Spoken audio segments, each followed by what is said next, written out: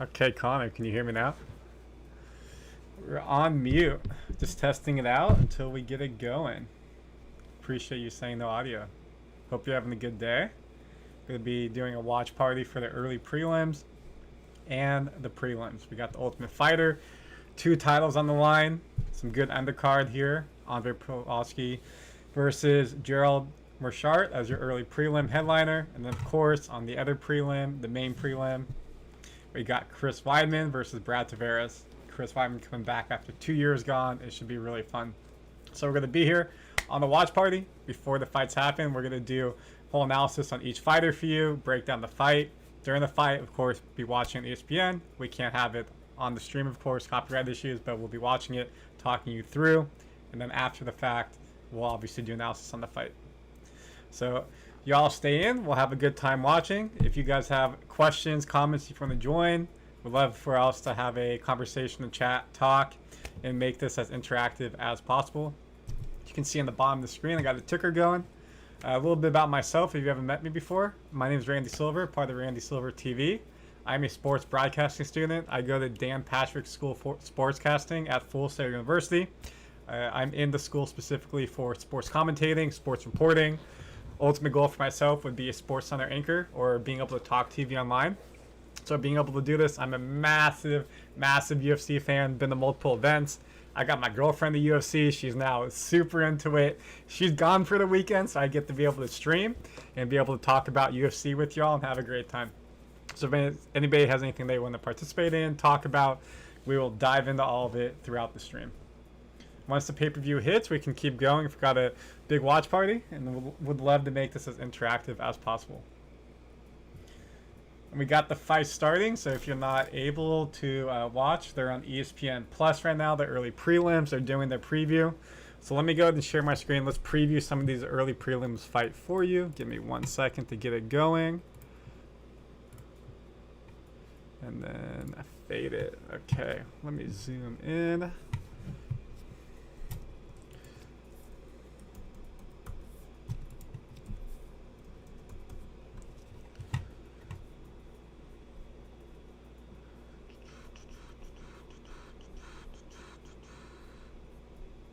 Where did my fights go? 1 second. Why did I lose my prelims? Here we go. They put them up top.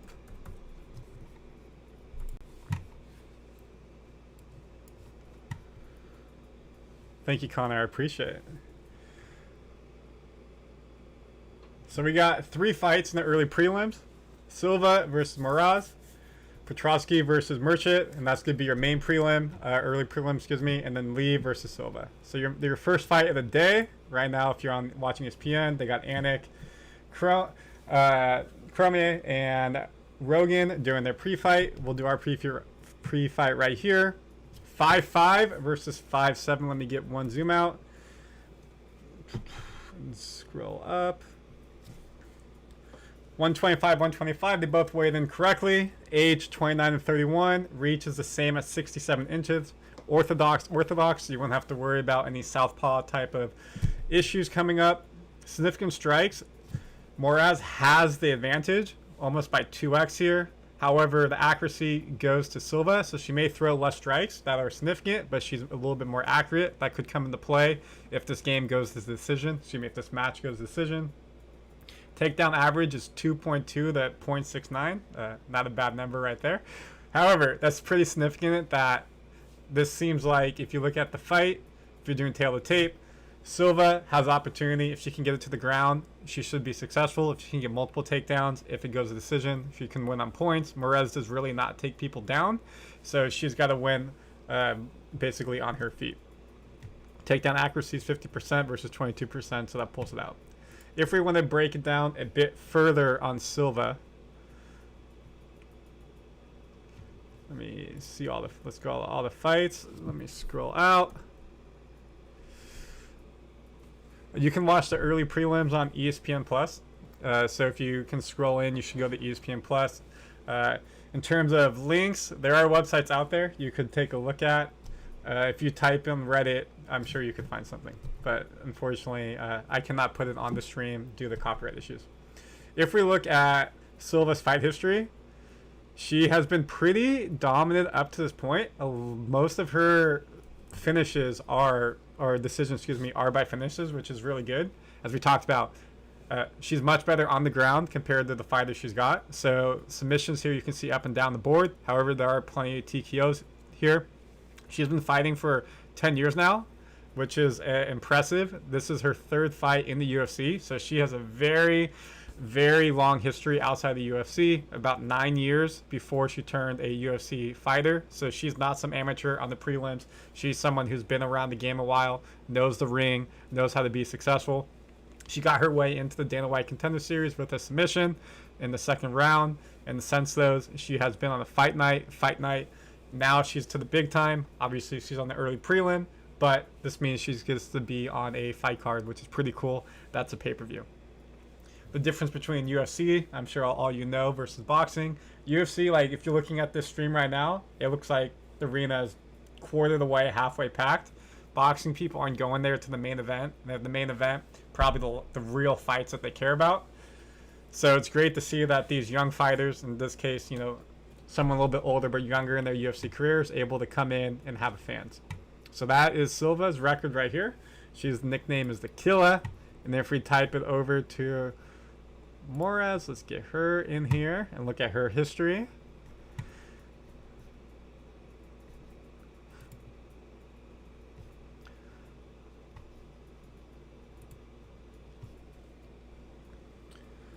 She's been fighting since 2013 as well, so it's great to see that they've both been professional for 10 years. Being from Ukraine, she's been started in the European tour, came over, but she's been under the UFC umbrella since 2015. So been in the UFC umbrella for 8 years. That means she's obviously more experienced at the production of UFC, what a UFC fight week is. Does that come into play in a pay-per-view? It definitely could be when you have to deal with a lot of the more of the media. Especially yesterday, obviously, we had the ceremonial weigh-ins. You know, someone who's not done that walk for pay-per-view before can get the butterflies. Coming in the fight night can get the butterflies. Someone who's been around it a lot can obviously be more successful in the fight week. She's only been on fight nights, besides for one right there. You see versus Covington versus Masvidal, which that was a good fight card. She got the W on that card. So this is her second pay-per-view she's got to be on. 30 UFC pay-per-views later at 292. Last fight she lost by unanimous decision, so she's got to be coming in hungry, wanting to be successful. And right now they're showing on ESPN Plus just the pre-fight highlights talking about the fighters, so nothing's been missed yet.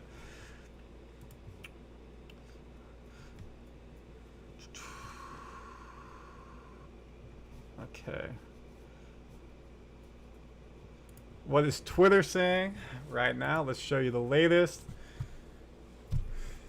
People excited. Again, the main fight, Sterling versus O'Malley, Bantamweight Championship. You know we'll have the preview for that coming up. Right now we're doing the prelims. And then Zhang versus Lemos. Comment in the comments who you think. Personally, myself, I got Sterling. I've got Sterling by decision. I think he's going to do what he did to Cejudo. Just wrestle him, grapple him, win off of points. I see Drew, you said Sugar Show. Not a bad choice right there. Zhang versus Lemos. I think Zhang gets the decision right there as well. I think that's going to be a very high-octane fight. A lot of punches. Not going to go to the ground much. I think Zhang will be able to outpoint her to get the W. Now, if you're watching the fights on UFC ESPN Plus, we got the first fights walking out. First is Ukrainian Moraz. She's the only Ukrainian female in the UFC history, which is surprising. You expect there would be a bit more. So, in honor of the fight starting, we got Bruce Buffer. Let it begin.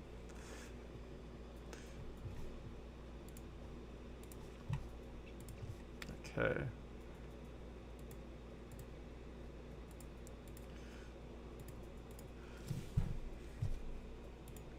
So if this is your first time here, again, welcome. My name is Randy Silver.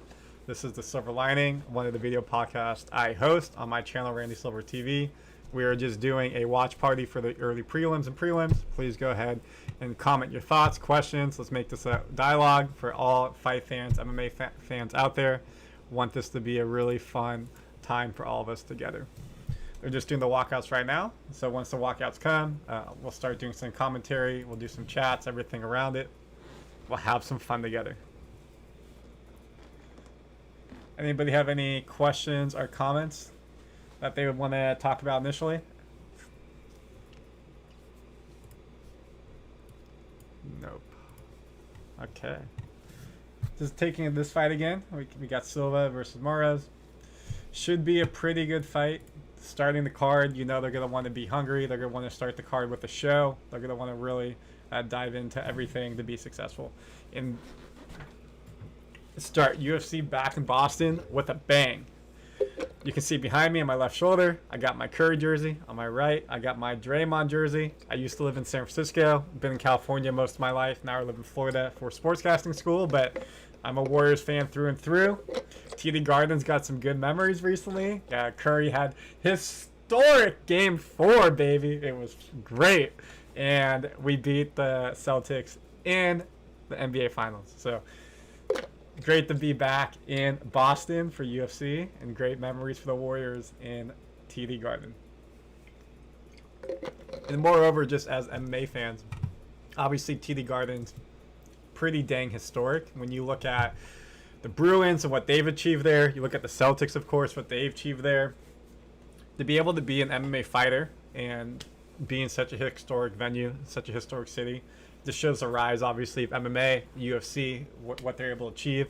Dana White said earlier at the press conference that this is the biggest gate ever for UFC in Boston. They haven't been back in 4 years. And this is also the biggest gate ever at TD Garden for a non-Celtics final. So even talking hockey, anything else that's happened in Garden, concerts, whatnot, this is the biggest gate, meaning how much money people are paying for tickets altogether. This is the biggest gate. So that's extremely impressive. Shows Boston and the Mass fans, Northeast fans are hungry for UFC, hungry for MMA, and they're paying the tickets to go see live. And they're going to go see the Sugar Show in Sterling as their title main event. All right. The fights are about to start. We got Silva and Moraes in the ring. Again, Silva's 29. Moraes is 31. Silva's from Brazil. She's a minus 140 versus Moraes, who is from Ukraine, plus 120. If you don't know betting lines, minus 140 means she's a betting favorite. You bet. And Moraes, if you're going to put money on her, you get a better payout. Looking at the card, Bruce Buffer. Oh, they changed it, not saying his Twitter handle. It says X handle. So look at that. Elon Musk has people now having X on the screen versus Twitter. How funny is that? Okay, so again, let's take it to the fight. This is the fight that we are looking at right now. Let me zoom in for you guys.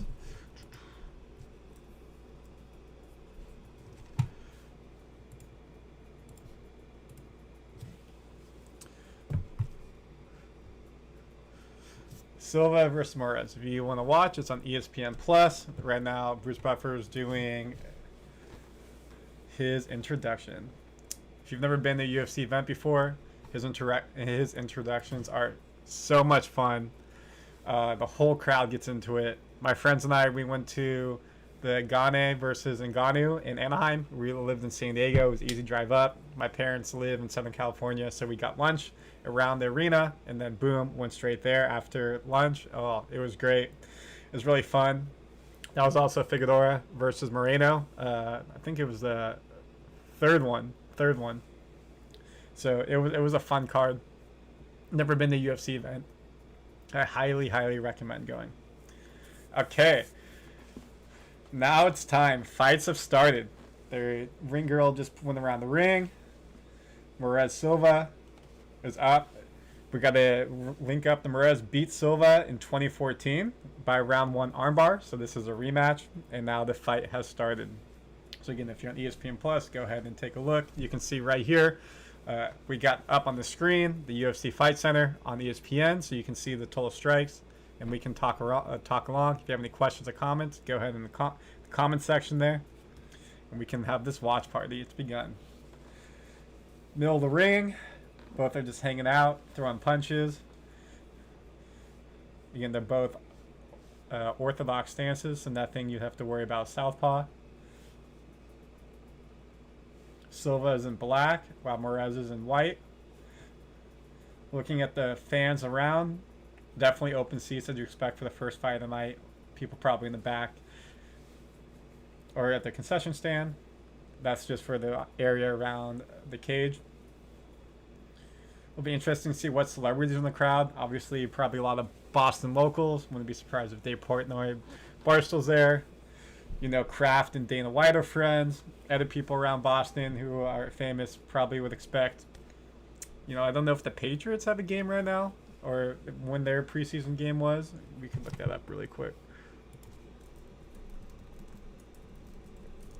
Patriot preseason game. They're playing at 8 o'clock tonight in Green Bay, so they're not going to be there most likely then. But I wouldn't be surprised if any Celtics, Jason Tatum, Jason Brown are there. Red Sox probably have a game tonight. They're in New York Yankees. They're in the Bronx at New York Yankees, so they won't be there. So maybe not as many athletes, but you'll definitely probably see Boston celebrities around for sure. We're 3:10 into the first round. Oh, knockdown. Silva with the knockdown. Morez, good left hook to the jaw. She got right back up. Looks like she's recovering well. Morez has Silva pinned to the cage. They're both standing up.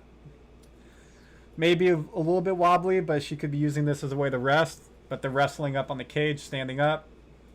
Silva's back's on the cage, is giving knees to the midsection. That was a good left hook by Silva. Knocked her straight on her butt for Morez, but she got back up, so that was impressive. If you're able to see it, comment what you thought about that as well.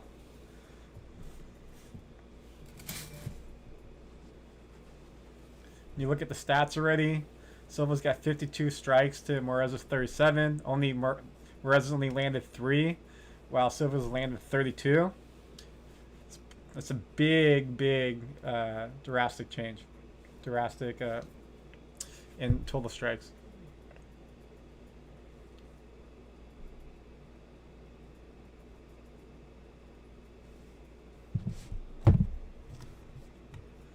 Still up on the cage, doing some arm fighting. Morez was trying to get her arms separated to give some elbows to the face. Now they flipped. Silva pushed Morez onto the cage, and she's in the middle of the octagon. Some good dirty boxing. Ooh. Silva went for a body kick, got caught by Morez, and she was able to get a couple punches off to the face.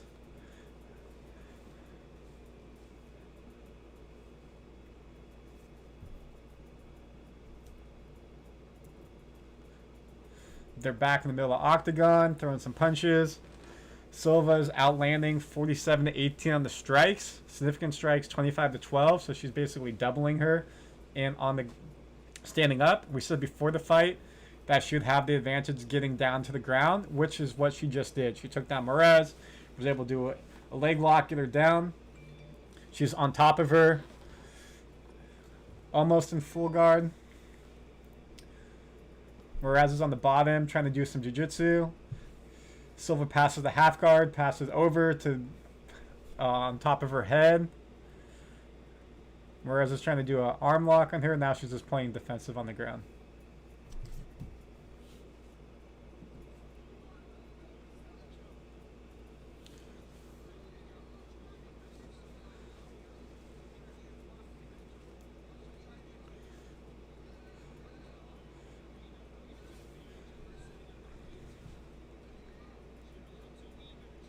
Silva's look like she's going for a headlock.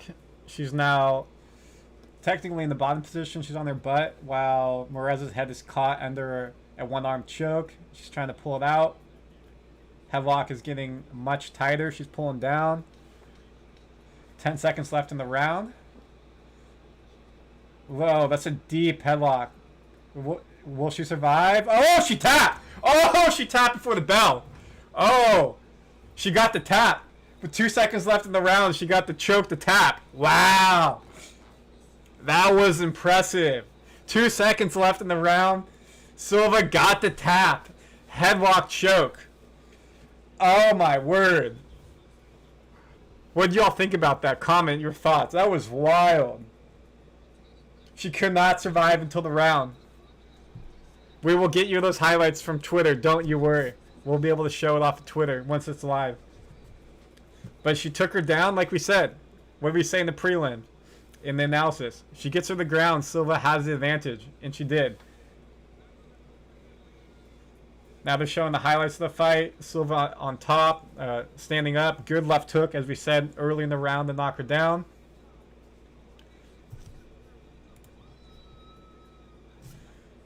Now they're showing the finish here. So Silva ducked the punch, was able to get the takedown, went for the body lock, and then has that choke. It's in deep. She really pulled her head back to get it upside down, and she tapped with 2 seconds left in the round. She looked like she was trying to hold it, and then no. Taps on the thigh. 2 seconds left. What a way for UFC Boston to start. What a way for UFC Boston to start. Now they're doing their... now they're about to announce the winner. Bruce Buffer's in the ring. Referee's there with both fighters holding the hand.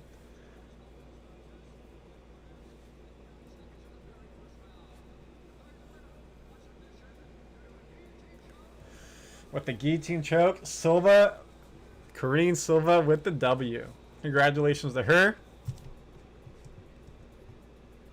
To start the night off right. Definitely gives opportunity to get a fight of the night bonus with that. So if we look here, that's her 4th submission in a row. 4th submission in a row. Just off of the UFC. Then if you look before that, of course. Where'd we go? 1 second.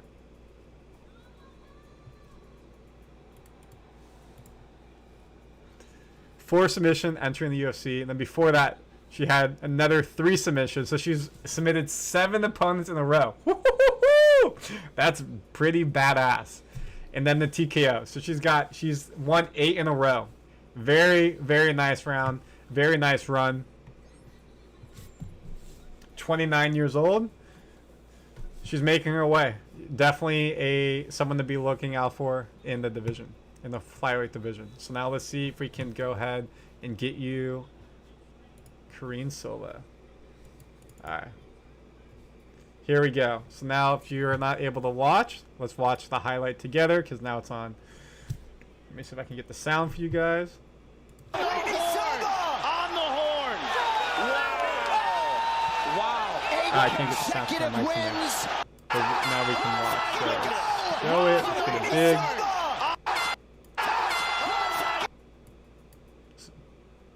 Oh, they're putting it right there. All right, we'll give you guys a different video. But you can see right there when it happened. 1 second. She knows that she couldn't have made it. We're not missing anything in actual fights. They are just talking to Silva about her win, getting translated as she speaks Portuguese. Who gets it done with a kick to go in round 1. Let's do Karine Silva. Let's get a better video for y'all. Cool, here we go. There's a better video for you guys right here. So again, 4 seconds. She's got her in the guillotine choke right now.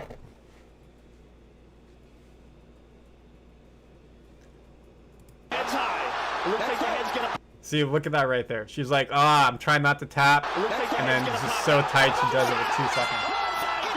Disappointment on the face. Silva with the flyweight win. We'll give you a little bit more right here. Karine is holding on to that neck. Get her vertical like that. Whew! All the blood rush in your head. Can't breathe. Body lock it. With some reaction on Twitter. Been working hard on her English. Very likable personality.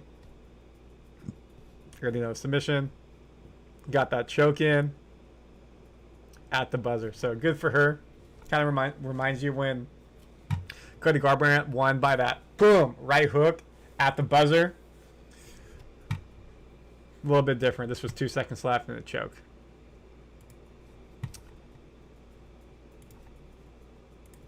So now that takes us to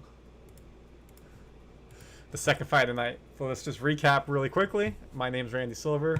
Welcome to the Silver Lining. We're doing a UFC 292 watch party, early prelims and prelims.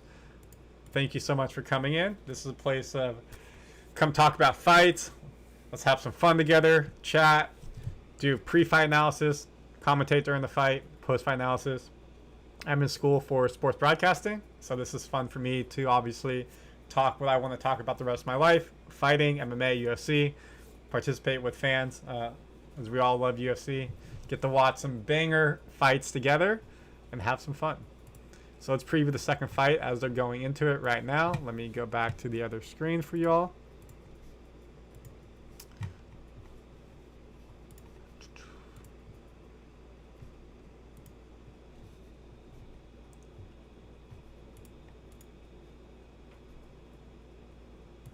We're not missing anything on ESPN Plus yet. They're just going ahead and doing some Sterling versus Suga preview stuff. Second fight tonight on the early prelims, again, is women's flyweight division. A second one, we got Andrea Lee versus Natalia, or Natalie. It's going to be Natalia because she's Brazilian. Silva. Andrea Lee's got the height advantage at 5'6" versus 5'4". Both weighed in 125. Age is this Silva at 26 versus Lee, who's 34. Reach, though, even though she's only 2 inches taller, Lee has a 4-inch bigger reach, which can be significant, obviously, standing up. First orthodox for Lee versus southpaw for Silva tonight. Orthodox versus southpaw. Significant strikes, 5.13 to 5.47, pretty much even.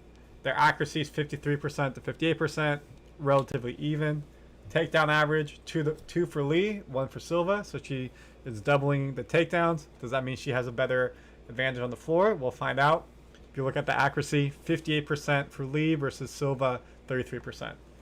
So overall, Lee has probably a better ground game if you just look at the overall stats than Silva. On the standing up, about even, but we know it's harder for orthodox to face a southpaw. It's not as natural, so that could give her advantage. If we dive into Lee's history, the American is a Team Karate Mafia. She's 34 years old, as we said. Records 13-7 with 3 TKOs and 5-1 in submissions. If we look at her fight history, she's been in the UFC since 2018. She's been fighting professionally since 2014. Started out her career with 2 wins as a professional, and then she lost, got back on the 2 wins and a loss, and then she bucked the trend of 2 wins and a loss to getting a win streak of 2, 3, 4, 5, 6, 7 in a row. The final 3 of those 7 was on the UFC once she got in. How many pay-per-views has she been in? 2. So she's used to what fight week will be like on the pay-per-view, the weigh-ins, everything that goes around with it. Sorry, excuse me, she was on 3 pay-per-views, 242, 247, and 262. Since then, she's been on 3 fight nights. Most recently, her last fight was March 25th, 2023. Now that we're in August, so April, May, June, July, August. It's been about 4.5, 5 months since she's fought. She's on a 2-fight losing streak. Last fight, she lost against Macy Barber, who's a fan favorite. So she needs to get back on the W streak. Before that, she had 2 Ws. If you look at how she started UFC, she's got 3 Ws. Then she lost 3, then got 2 Ws, and lost 2. So if we look at how this is, she should get this W, how this would be going out. Now, because she's won some, lost some, is her career at jeopardy in the UFC? If she loses this, there's definitely a chance that if she gets another loss, they may let her go. But again, the women's divisions aren't the deepest, so they probably have a little bit more of a leash than they do for the men's division. If we look at Natalia Silva, without missing anything in the UFC pay-per-view right now,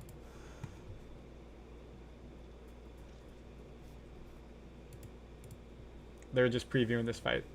So if we look at Natalia Silva, we'll do our preview right here.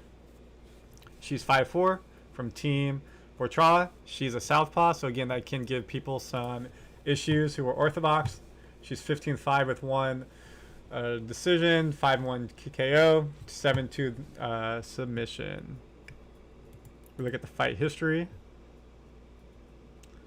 She's been a professional since 2015. She's only been in the UFC for 3 fights. First person on the card, though, who has been a champion. Not a champion in the UFC, but champion at JF, Jungle Fight. This is probably a Brazilian promotion. She's from Brazil. I would assume, Brazil has a big jungle. Probably a promotion from Brazil. It would make sense. If we look at her career, she started off with a loss as a professional, got a W, 2 losses, win, then a draw, and it's been kind of up and down. Then she hit her win streak in 2018, where she was won 1, 2, 3, 4, 5, 6, 7, 8 in a row. Excuse me, 9 in a row. That will get you in UFC when you've won 6 before the UFC, 3 in the UFC. So she's hot. She may have found something in her game. You can see here, since she had the win streak, 3 arm bars, rear naked choke, 2 arm bars. So she had 6 TKOs in a row, which is extremely impressive. And then a decision, and then 2 KOs. So she is used to not going the full 3 rounds. So we will see how she does tonight. On the card, ESPN Plus. Right now, they're about to do the fighter walkouts. First person walking out is Silva. So we're probably about 2 or 3 minutes away. Again, you can watch the fights on ESPN Plus. This is fight number 2 of 3 fights on the early prelims, and then we'll move to the main prelims, which has the Ultimate Fighter, 2 fights on it for the championship in bantamweight and in lightweight, and those will be fun to watch. I watched all the Ultimate Fighter. It was pretty good. I mean, the Ultimate Fighter is very formulaic, so it kind of sucks in that sense, but there were some good fights on there. Was it the most enthralling season? No. I mean, I remember back in the day when I was a kid, and you had Rampage Jackson versus... Oh, who was he fighting? Shucks, who was Rampage's person on Ultimate Fighter? Why am I blanking his name? Rashad Evans, excuse me. When there was Rampage Jackson, Rashad Evans, that was a crazy fight card for the Ultimate Fighter. Rampage breaking the door, all that goes into it. One story I'll probably share again later is Rampage Jackson was actually my neighbor growing up. He lived in a 1-bedroom house next to where I was living in Irvine, California. He was training at a gym in Irvine. So I would see him work out in his garage sometimes, see him go for runs. He had 3 or 4 massive cars, big trucks lifted in his driveway. He had that Benz in his driveway. Dude's big in person. Never really talked to him. I was a middle schooler, early high school at that point. I was very intimidated. Okay, Silva's walking out. She's on a 9-fight win streak, as we already talked about. They just did her checks cage side, stepping into the cage, taking a moment to collect herself. Looks like she said a little prayer, is now in the cage. Again, Silva is from Brazil. And now her opponent, Andrea Lee, is walking out in a black cowboy hat. You can watch these fights on ESPN Plus. Again, my name is Randy Silver. We're just doing a watch party here for the early prelims and prelims. Just hanging out. Put your thoughts in the commentary, in the comments. Talk about it. We're here to have a good time. Saturday night. Nowhere else I'd rather be than watching UFC. Looking at the crowd, definitely the lower bowl looks pretty packed already, which is great for early prelims. Andrea Lee just kissed her husband or boyfriend. I'm not sure which one it is. It's one of her trainers. Love to see the relationship there. Must be hard for him to watch. Obviously, when she's doing well, excited when she's getting beat up a little bit. Probably tough to watch.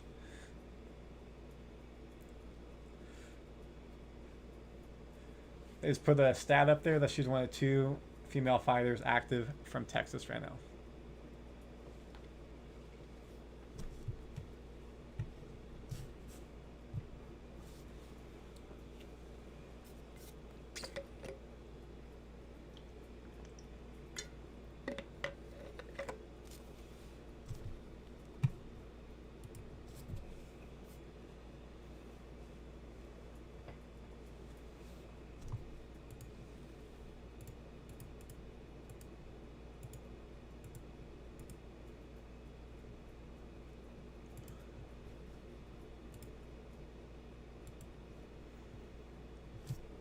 Okay, Lee's now in the cage.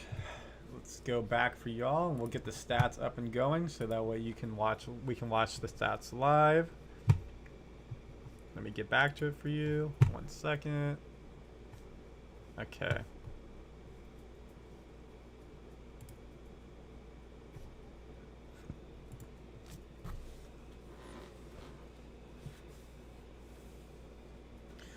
So again, Lee's 34, while Silva's 26. Lee has a 4-inch reach advantage. One's American, one's Brazilian. Lee is American and Silva is Brazilian. Silva is 125-pound weigh-in. She's from Pingo de Agua, Brazil. 15-5-1 professional record. Bruce Buffer's doing his introductions right now. Just did Silva. Now they're moving on to Lee. Lee's in blue, while Silva's in green. Lee's 13-7 professional record, 5'6", 125 pounds.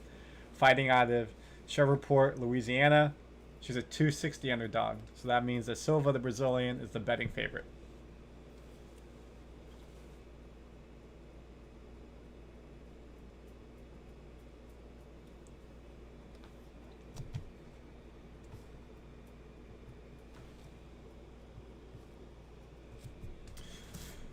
Ring girls just went around the ring, round 1, and now we're moving into the fight. It's about to start.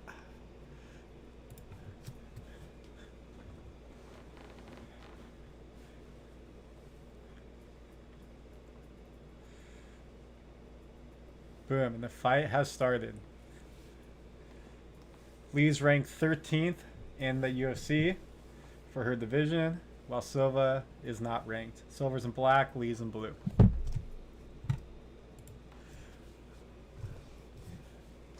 The Take Podcast. What up? Thanks for joining. If you want to join, we could get a Zoom going, get you in here. So it's just not the Randy show. If you want to get a Zoom and we can talk and chat and give some fans a little bit of banter between us, let me know.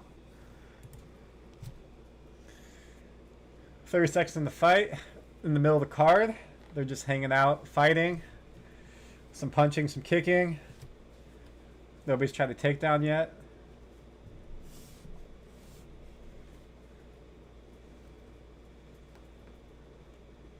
Even though Lee's got the reach advantage, you haven't really seen it yet come into effect. Feels like a kickboxing fight right now.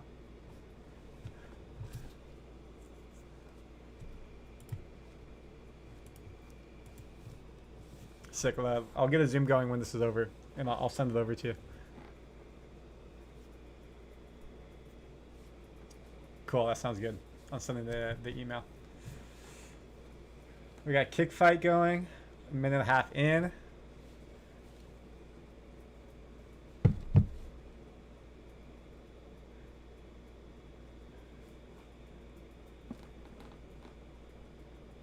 Silva's commanding the middle of the octagon. Nothing crazy's happened quite yet. Just more like punches and kicks. If you can, as you see here, significant strikes, 6 to 10. So pretty even. They've thrown 23 and 28 strikes, significant. So nothing crazy there.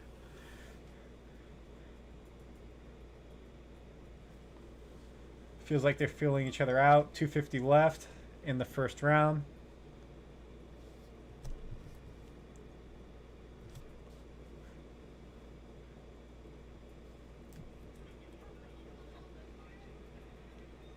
No one's tried any takedowns yet. No ground control. Still just kind of middle of the octagon, throwing punches and kicks. It looks like they're just being pretty cautious at this moment, both afraid of their power. Looks like Silva's commanding the octagon more, pushing Lee to the outside of the octagon. Good little exchange. Some dips, some dodges, some kicks, some punches.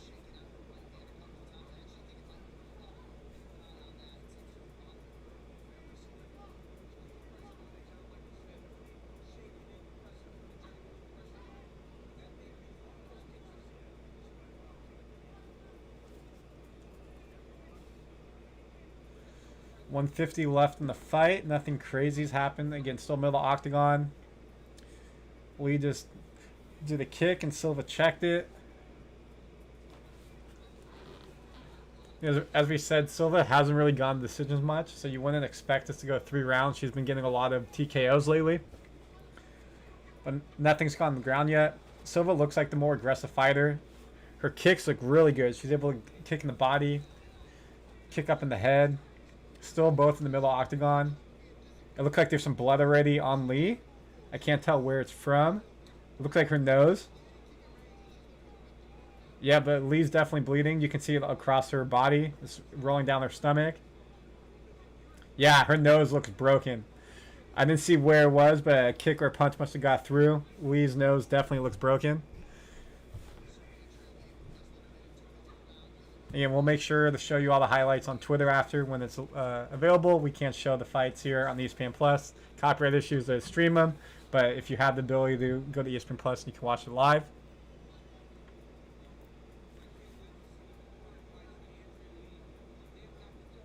.30 seconds left in the round.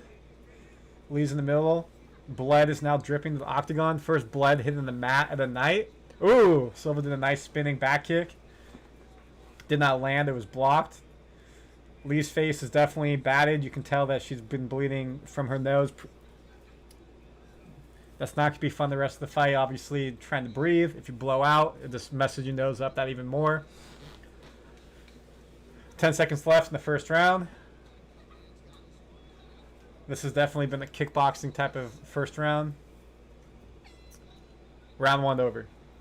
So if we look at the stats for the first round, total strikes 25 for Silva versus 15 for Lee. Significant strikes 25 to 15. To the head 9 to 3. To the body 9 to 4. Legs 7 to 8. And then, as we said, Lee's nose looks broken. It's bleeding pretty bad. They're trying to fix it right now in the corner. You have to say Silva won that first round. Comment your thoughts. Who do you think won that first round? Yeah, you can see the bridge of Lee's nose has got a... Oh, yeah, okay, so they showed. She got a nice straight jab straight to the nose. Silva jabbed her straight to the nose, and that's probably what broke it. They both tried to punch at the same time, and Silva's connected. Lee's missed. And you can see blood coming out of her nose now. She's got the cut on the bridge of the nose. They're still working on her. And they're about to come out for round 2. I would probably give Silva the first round there.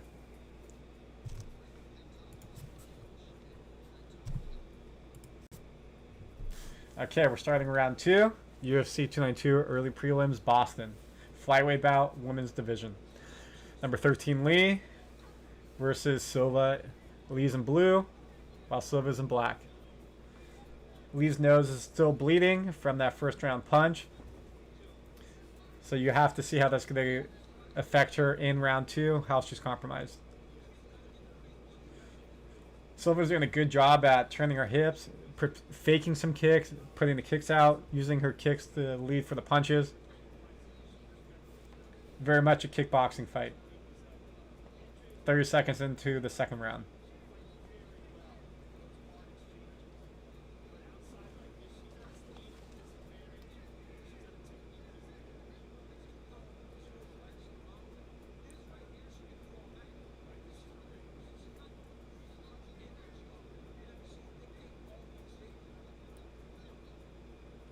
Okay, I'm going to get my boy Jackson in here, so give me a second. I'm just putting it. We'll have him join when the fight's over, and we'll talk about the fight. I don't want to mess up what we got going on right now.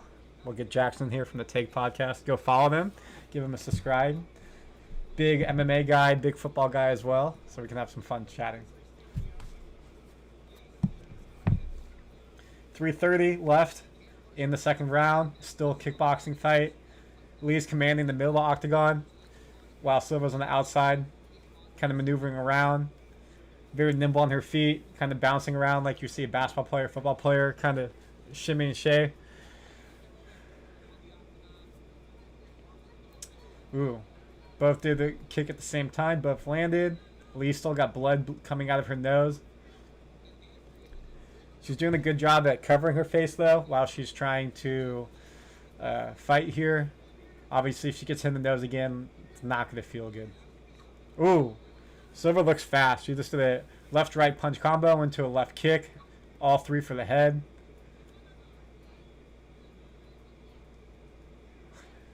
Silva looks like she's going salsa dancing the way she's turning her hips. Reminds me of what Dak did on that one viral video when he's pregame. practicing his hip getting open before throwing balls. Silva's doing something very similar to stay on her feet.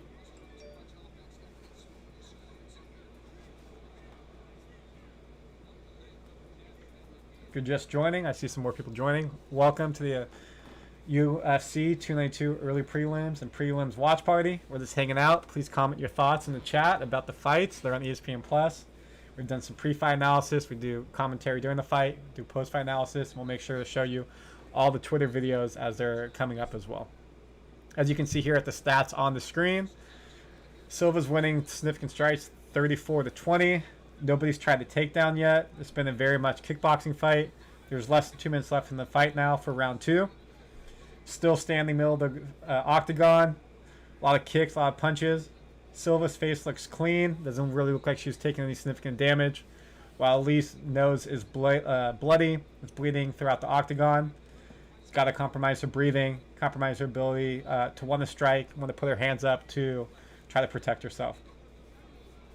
Silva looks like the faster fighter, the Brazilian, versus Lee, the American. 1:30 left in round 2.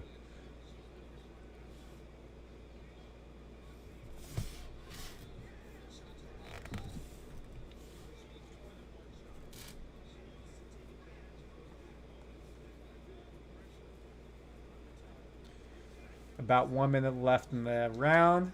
Silva with a good head kick that just missed. Lee still commanding the middle of the octagon. Silva's on the outside bouncing around. Good pace to this fight. You can tell both are in well-conditioned shape.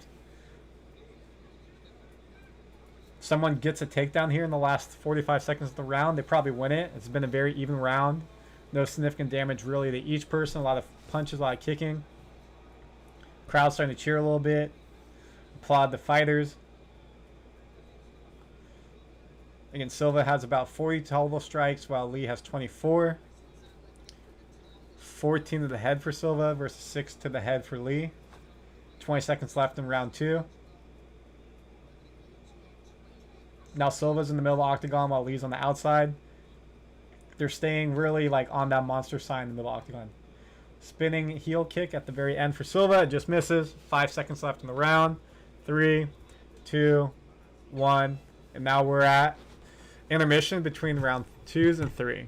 So if we look at the strikes, that round could have gone either way. I mean, Silva has more of the stats here, but that really could have gone either way.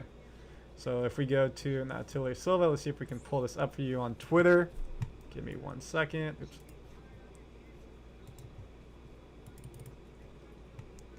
See how fast UFC puts this up. What is Twitter saying? Nothing crazy. This person's watching UFC and watching football. Good for them. They're just showing some highlights right now of round 2. Just some kicks and punchings. Nothing crazy. Nothing's really been popped up yet that they haven't shared.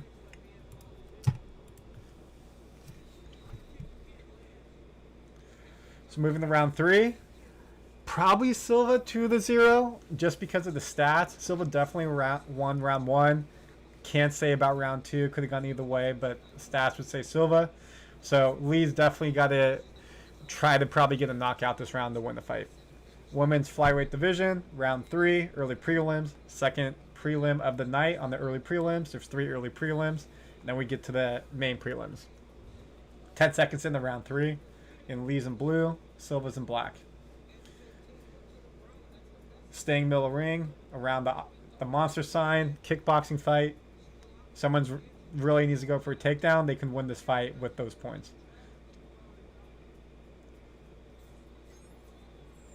You can watch the fights on ESPN Plus. Right now, UFC has a little corner in. Will the fight go the distance? Yes is minus 175, while no is plus 130. So that means most people think the fight will go the distance. Good head kick by Silva. It was blocked by Lee. About 1 minute down in round 3.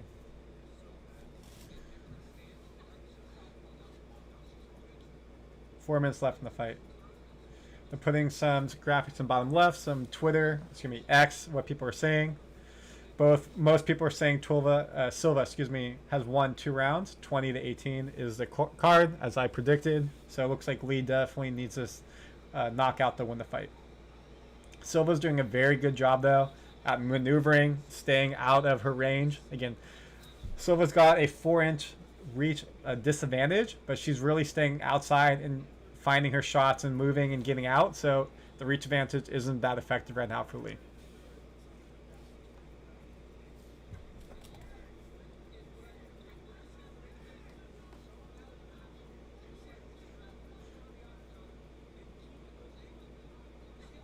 Ooh, Silva with a good body kick, a little side kick, straight to Lee's chest, knocked her right down, got back up. More of like off balance, he got pushed over than anything that would be super significant.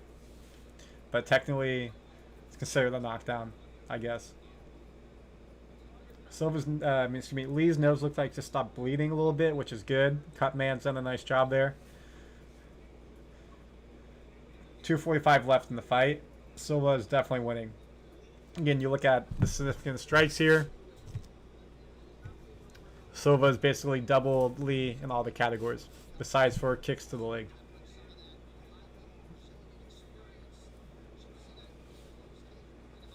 Our next fight on the early prelims is Andre Podrosky versus Gerard Mearshart.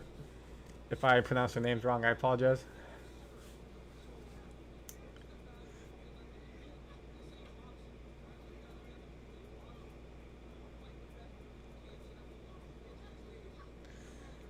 About 2 minutes left in the fight.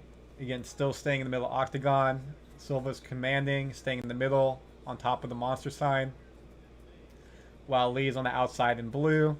Lee really needs to kind of put pedal to the metal, try to go for a knockout here, let her arms loose because she's losing this fight 2 rounds to 0.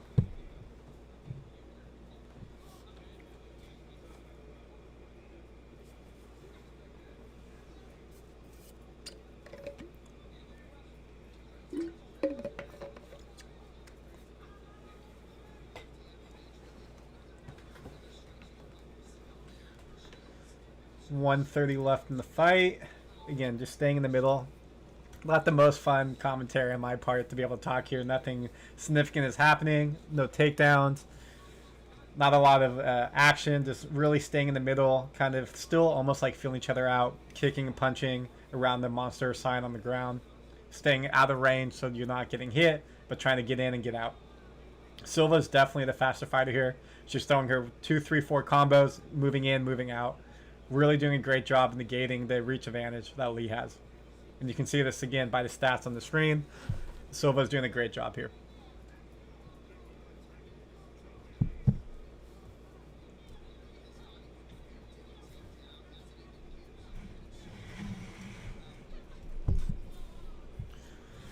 .35 seconds left in the fight. You can see that Lee's corner is really trying to get her to, fight, break out, do something. Not really happening. Silva's controlling, throwing the punches. It looks like Silva got in again because Lee's face is now bloody again. Nose is bleeding. She definitely was able to get out and get a punch in. 10 seconds left in the fight. 8, 7, 6, 5, 4, 3, 2, 1. That's the fight. Silva's going to win 3 rounds to 0. Congrats to Silva.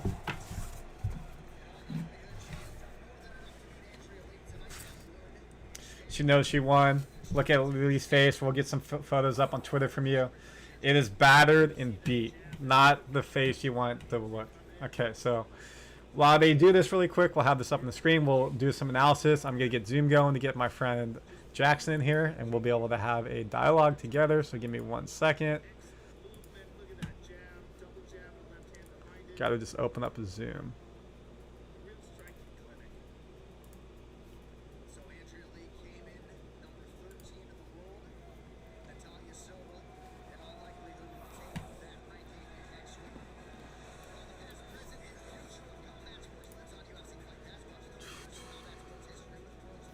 Okay.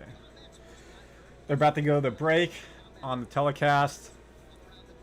We can see here that Silva won the fight. Total significant strikes 68 to 35. Total strikes 169 to 129. She's running around the octagon. Pretty excited she won. Bruce Buffer is about to do his announcement. All three judges score 30-27. Fight goes to Silva over Lee. Lee's wearing her cowboy hat that she walked out with, but no rodeo for her. Goes to the Brazilian Silva with the W. She's now going to chat with Joe Rogan. Let me just get the zoom up and going, and then we'll dive into the highlights for you.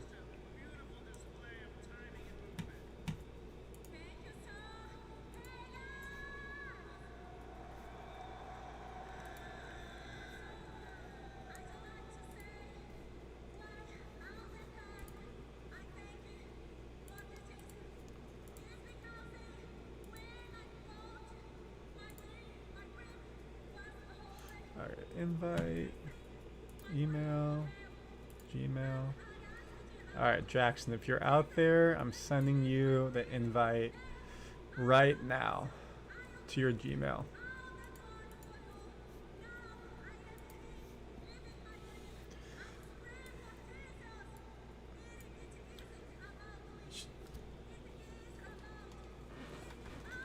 Okay, let's show you some of the highlights.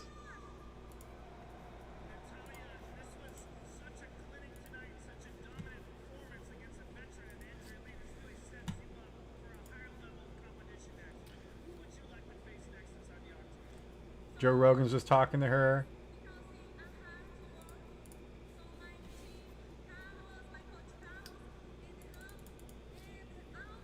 Let me get rid of Silva.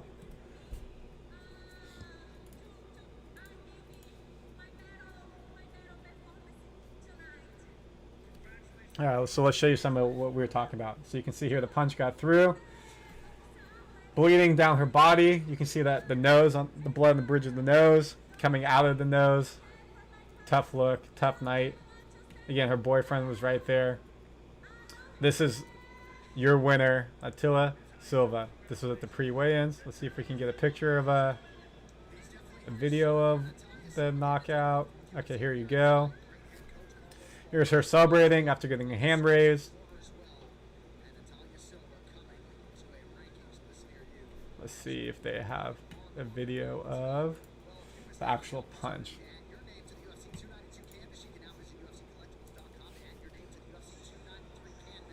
Okay, here we go. Let's all show three you judges the score hand this contest 30-27 for the winner by unanimous Jackson, can you hear decision, Natalia Silva. Okay. Can you hear me or no? Yes or Yeah, no? I can hear you. I can hear you. Okay, I need to make the sound come from... Ladies and gentlemen, after 3 rounds, we go to the OBS. judges' scorecards for decision. I've never done all OBS three with the Zoom judges before. score This this is my first time contest doing OBS, so give me a second. 30-27 for the winner by Macro Speaker Pro. unanimous decision, Natalia. How do I get sound to come on OBS? My boy Jackson here to help commentate, so give me a second. Ladies and I just gentlemen, need to after figure 3 out how rounds, we go to the to judges' scorecards for decision. in here. All 3 judges score Unmute this your speaker, contest increase the volume to the point. 30-27 My for the speaker winner is by unmuted, unanimous though. I need to go to my decision, Apple settings. Natalia Silva. Okay. There we go. We're at the UFC 292 watch party. Nothing crazy is happening right now. Give it a second. Oh, my camera got messed up. Weird. Stop video. Why is my camera much up?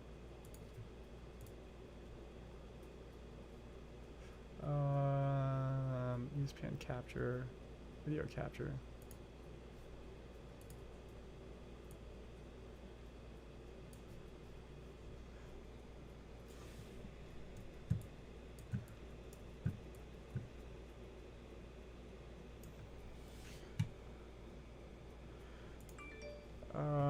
How do I use OBS and get Jackson in here? That's a great question. I need to Google it. Give me a second, y'all.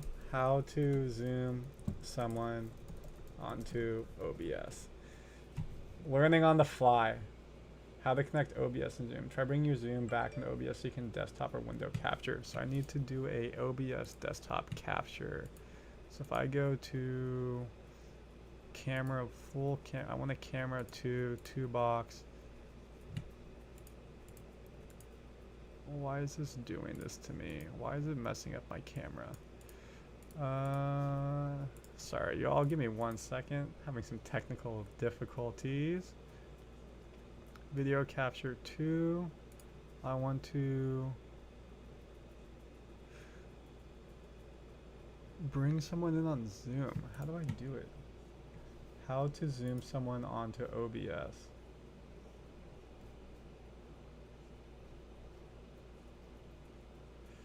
How to add a guest to your stream with Zoom plus OBS.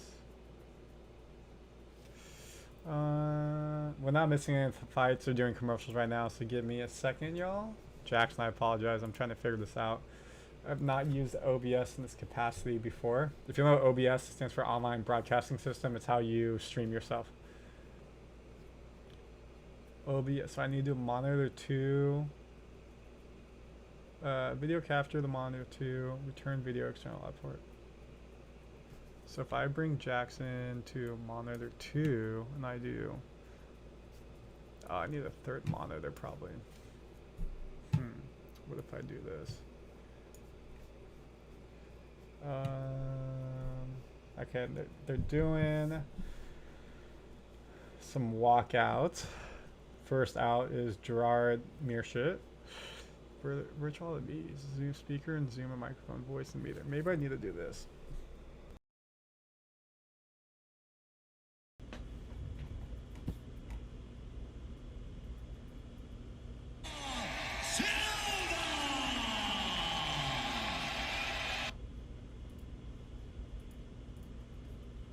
Hey Jackson, say something. Yo, can you hear me? Okay, I got you now. So I had to take out my mic to do this, so I need to now bring you into a camera box. Give me 1 second. Video capture, Mac OS screen, boom. You're gonna have to teach me how to do this. Yeah, so Jackson and I, we go to a school called Full Sail University, where we are sportscasting students. So we learn webcasting, sportscasting, like traditional sports center type of stuff, and I'm learning on the fly how to do a webcast while we're here. This is fun. So Jackson, how I taught myself was they offered some OBS just free course that on a Friday afternoon. It was just like the IL. Yeah, and I had to go, so I was like, oh shit, this works out really well. So that's kind of how I taught myself. I haven't done the webcasting of it before, so this is my first time I've ever actually gone live. I've just been using it for my own podcast. Yeah, I've been on Twitch with it before. Okay, so we got myself, and then let me pull myself over. Okay. Now I want to get rid of the back, no name, logo, RS. I want to get rid of the 2 box. Okay, let's fade. Jackson, okay, do you see yourself on the screen? On the web stream? Can you all see Jackson right now? No, okay, it's giving a second. This should be popping up right now. There we go. Do you see yourself now, Jackson?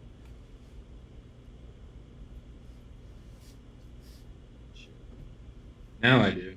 Okay, cool. There's like a 3 or 4 second delay from what I do. So y'all, welcome. This is Jackson. Nice to meet him. What's up, guys? Do you want to introduce yourself really quick? Well, my name is Jackson Burleson. I do have a podcast called The Take Podcast. I just posted an episode today about Dwayne Wade going to the Hall of Fame, so go check that out. Hell yeah. Yeah, Sugar Show all the way tonight, though. That's all I gotta. I got O'Malley. Excuse me, I got Sterling, so we'll talk about that. Yeah, it's going to be interesting. Cool. So what I'm going to do then is when I transition over to here, then we'll have the fight going. So I'll have this screen up, and we'll go back and forth between you and I, and then the ESPN. And then while we do that, I can get the other stuff going, because now I don't have to talk 24/7 by myself, which will make my life much easier. Yeah. Yeah. 2-box 7. Okay, so let me go to 2-box. See, I need a third screen. That's the problem. So that way I can have you up on one screen only versus I have to have you on my second screen with this. Oh, I see what you're trying to do. Yeah. Okay, because you see this. So okay, so now we want to do this. 2-box 7. So let's cut. So if we go back to 2-box, sorry guys, a lot of the fights are. There are fights about to start. We'll commentate in a second. I'm just testing this out to make sure I can. Cool. I'm excited, bro. I haven't done a play-by-play on it. Yeah, this is good. This is good practice for us as well. Why can't I find the one of 2-box 7? I want to go back.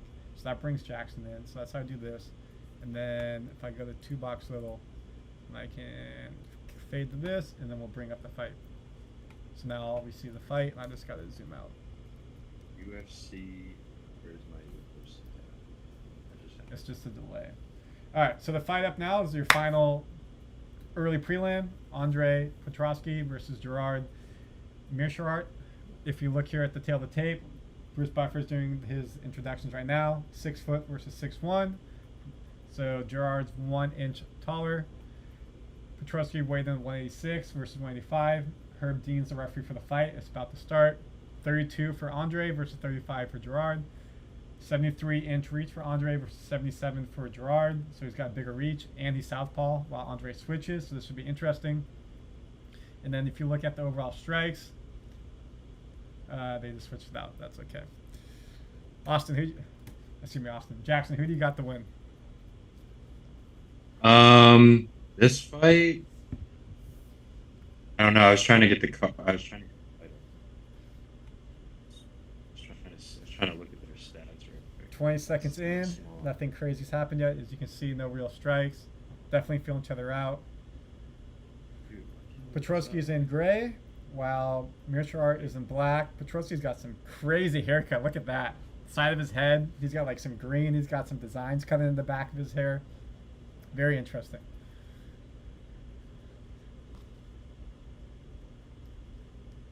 Yeah, I mean, I'm gonna ride with 35 wins, 16 losses there. I mean, the experience. There's a lot of experience. If we dive into the profile really quickly, how have they done the last 5? Petrosky's 4-1 his last 5. He got submitted, and then he's gone on a run of TKO, 2 subs, and then 1 by decision. Wow. If we go back to Gerard, full profile. 2 wins, 1 loss, 1 win, 1 loss. So he is 3-2 in his last 5. The last fight lost by KO, TKO on a pay-per-view. So he's used to what a pay-per-view night is. 2 back-to-back pay-per-views. All right. So now if we want to go back to Jackson and let's just see what this looks like. 2-box 7. I do this. I didn't mean to do that. Sorry, y'all. 2 minutes into the fight. All right, we'll cut back to Jackson so we can look at each other if we get any reaction. 2 minutes into the fight. Both in the middle octagon. Nothing's crazy happened. What do you think of the first 2 fights of the night, Jackson? Well, I can't even see the fight, so Oh, you're not watching ESPN Plus at your house? No, I don't have ESPN Plus. Ah, what a bummer. It sucks. Okay, then I can commentate. Not a problem. Yeah, you're gonna have to. I would have definitely filled in, but I can say something. Well, the good things are, you could go to Reddit and type in fights, and you may be able to find something on Reddit. Not my place to say if you find anything or not, but there are opportunities there for people to find something. I know exactly. I know exactly where I'm going. Yeah. Trust me, especially for these early fights, you're gonna be able to. You're gonna be able to. Just bound to happen. All right, so let's take it back to the stats for the fans. If I go like this. So you can see here, Petrosky's got more of an output on the strikes. Let me zoom in. No real significant damage yet. No takedown attempts. People really they're both standing up. It's really been a kickboxing type of fight for the first 3 fights. Obviously, the first one was a submission. However, they stood up most of the round into the last 30 seconds when the takedown happened. If I were to see both these guys out in public, I'd be pretty scared. There's some big dudes who yadded up. Yeah, they're both mixed martial artists, Yeah. literally trying to beat people up. Like, I wouldn't want to. I'm not sure if you were here earlier when I mentioned that Rampage Jackson used to be my next door neighbor growing up, so it was very intimidating having him around. I've Wow. cool story. One cool story is he threw a massive party at the house next to me. It wasn't a big house. He lived in a one story. It was like a 2-bedroom, but he trained in Irvine, so it was this house he would go to when he was in fight prep. And he threw a party one night, and there were like 30, 40 people literally just in our cul-de-sac. I grew up in middle America, middle income, nothing crazy, anything like that. He just happened to live in a cul-de-sac. And he threw a party, and there were 30, 40 people on the street. There were 3 limos around, and my mom's like, I don't like this. I'm like, nah, this is so cool. Like, what are you talking about? She's like, no, this isn't why we live here. And I was like, no, this is exactly why we live here. But then he looks at 3 girls, and he goes, you 3 are spend the night. Everybody else, get out. So 3 girls we're like, yes, we made it. They run the house, and literally within like 5 minutes, everybody left, and they've gone in the limos and they all left. No. I was like, okay, and I was just sitting in my room putting the blinds down. I was on the 2nd story of my house. I could see out on the street, and I was just watching this whole thing with the window open. Yeah, that is pretty wild. I'm not gonna. That is pretty wild. So I met him a couple times. He was a nice dude, but he kept to himself. Wow. We got 30 seconds left in round 1. Just filling some time. Nothing crazy's happened. First takedown of the night. Petrosky went for the takedown. Mershon blocked it. Now they're kind of cradling each other in a bear hug right now. Nothing's happening. It kind of looks like they're just fading out the round. Sitting here. If we go to the cut and zoom out for you.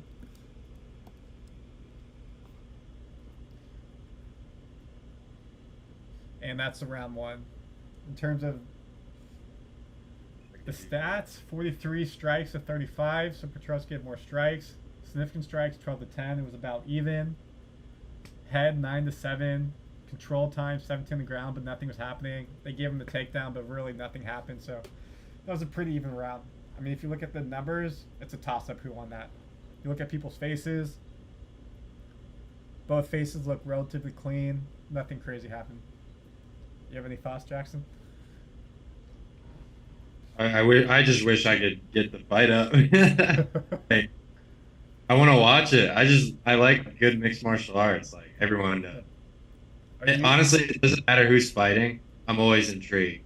Like the main event people are obviously polarizing, but it's MMA. I mean, people are getting elbowed in the face. Like, who doesn't want to watch them? Who does not? Did you watch the PFL yesterday? I did see the highlights on Instagram this morning. That was wild. They were fun to watch, especially was it Lemos who is the woman? Yeah. Oh yeah, she's really good. She is. Her power is intimidating. The woman she beat felt one punch and she was out. Like you just you just don't. All right, we're on to the 2nd round, y'all. The PFL is so entertaining. I love PFL. It is, and it's only going to get better. If PFL and Bellator combine to become one entity, those fights will be massive. That'll happen, I think. I hope so. I hope so. We're a minute into the 2nd round. Standing up, nothing's crazy happened. Petrosky's controlling the middle, standing on the monster sign, while Mershon's controlling the middle, while Petrosky's on the outside. No real damage looks to the face. Petrosky just tried to go for a one-legged takedown. He missed it. Good takedown defense. You can see here in the stats, he's 1 for 3 on takedowns. If I need to zoom out a little bit more, I'll let you guys see the stats. There you go. And again, this is the last fight of the early prelims. Then we move to the main prelims, and the first 2 fights on the main prelims or the Ultimate Fighter Championship finals. Oh, So those will be fun. Those two are Brad Katona versus Cody Gibson. And then you got Kurt Harbaugh versus Austin Hubbard. Oh, you can't see it on here. My bad. I'm too zoomed in. As your main, as your Ultimate Fighter finale. that Ultimate Fighter will be good. That'll be a good one. Yeah, it should be. Why is my... There we go. That'll be a good fight. Did you watch the Ultimate Fighter throughout? I did watch it, yeah. Those guys are really good, man. All of them, dude. Like, I'm just so impressed. I so agree. fast. I agree. Especially, I didn't think it was kind of fair to do newcomers versus veterans. I think they should have mixed and matched. You know, obviously, if you watch Ultimate Fighter, and we'll talk about this when it comes up, Chandler was veterans, McGregor was newcomers. Chandler went 7 for 8. So, I mean, it's tough for someone who has, say, less than 10 fights to fight someone who's got 20, 30 fights and understands what it's like to be in the UFC. It's an uphill battle. I mean, they got the option to pick. Like, McGregor picked all the prospects. Yeah. So, If you had to choose between McGregor and Chandler as your coach, who would you have chosen? Chandler. I agree. I would have chose Chandler as well. Like, I agree McGregor, with that. Ryan could be a good coach, but he just isn't. If you're in the watch party here, comment your thoughts. Would you have taken Chandler, or would you have taken McGregor as your coach on the Ultimate Fighter? Let's hear your thoughts as well. We got. It should be. Sorry, continue. Should be an easy answer. But. We'll see. People love Connor. There's 2 minutes left in round 2 here.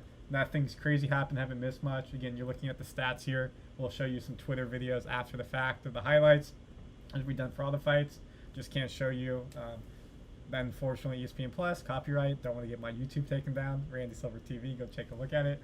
We also have, just so you know, if you want to take a look at what I have up there for you, we have a whole pre-fight 15-minute preview show for you, breaking down all the fights in the card. I already have done a preview show for UFC 293, which is Izzy versus Strickland. I have other stuff if you're a big football fan, football meaning soccer, global football. Also videos around becoming a sportscaster. So go ahead and give myself a subscribe. Go ahead and give Jackson subscribe too on his Take podcast. He has a new video up around D. Wade making the Hall of Fame. Do you have anything you want to say about that? Yeah, I mean, honestly, like, D. Wade was my favorite player growing up, so I always loved watching him. I actually have an autographed jersey at my house. Oh, sorry, we got to interrupt you. We got a takedown. We got a punch, knockdown. He's going for the Petrosky with a big punch, trying to go for the finish. He's now on top of Mershard. Heavy elbows raining down. 12-6. I could see the vicious elbow there. We'll show the highlights on Twitter. 30 seconds left, and Gerard got back to his feet, able to get back up. Well, there was a very vicious punch. Right hook, knocked him down. Gerard still looks like he's wobbly. He's got 10 seconds left in the round. Is he able to overcome it? Punch the back of the head. That looked illegal almost. Gerard's on top, and that's the round. Round 2 over. Fans are standing up on their feet, clapping. Whoa. Gerard looks dazed. He does not know where he's at right now. Trying to catch his breath. Let's see if they got some stuff up on Twitter yet. You can see here that Petrosky really has 41 significant strikes to Gerard's 34. We're in between rounds right now, so let's see what we can find you on Twitter. Give me 1 second. Let me zoom this out. Too far.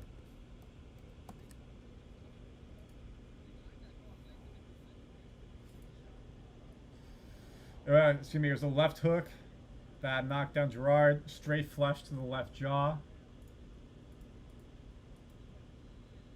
And was able to survive. I don't think UFC 292 is going to have these up quite yet. No, they probably wait till the fight's over. So we'll make sure to show you guys when the fight's over. We'll go back here. So we got round 3 coming up. I would have to say Petrosky's got round 1 and 2 in the bag. Gerard needs to get a knockout here to win the fight.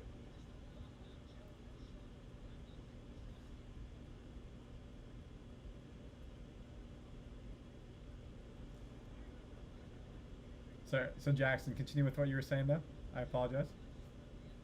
No, yeah. I mean, I have a autographed D-Wade jersey. It was the White Hot edition. I have We his got jersey. to interrupt you again. Vice versa. Gerard with the left hook who knocked down Petrosky now. Gerard's on top. Oh, Petrosky's trying to go for a triangle choke on the bottom. Gerard's able to get out of it. Trying to posture him from the top. Going head to head, hips up, trying to control the ground. So now we got 2 knockdowns for each component here. Excuse me, opponent. 1 minute left in the. Excuse me, 4 minutes left in the fight.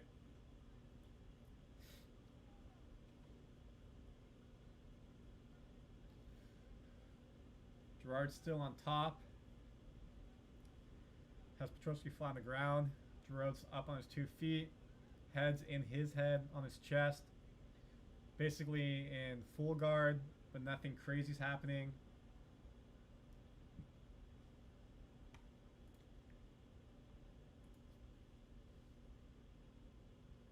Still on the ground, 3:30 left in the fight.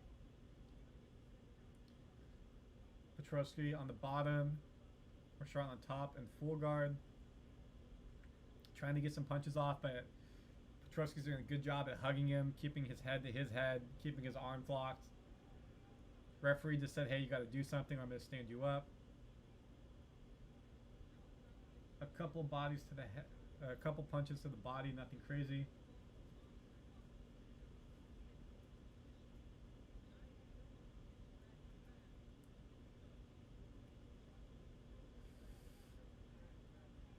Still down. Petrosky tried to roll out. Some good sprawling action here. Marchand's doing a good job of wrestling him and staying on top and sprawling with him.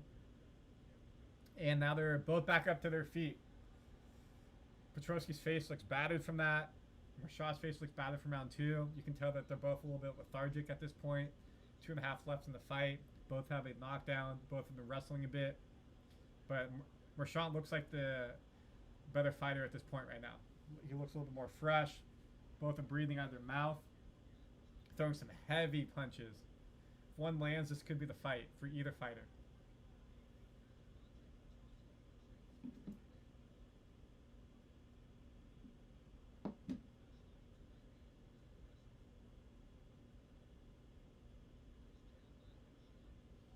Couple jabs. Marchand is really holding the middle of the cage well, standing on the monster sign, while Petrosky's on the outside. But again, Petrosky's got a 2-0 advantage on the fight, I think, in terms of the rounds. So Marchand really needs to get a win by TKO, KO submission, or he's not going to win the fight. He'll lose by 2-1 on rounds.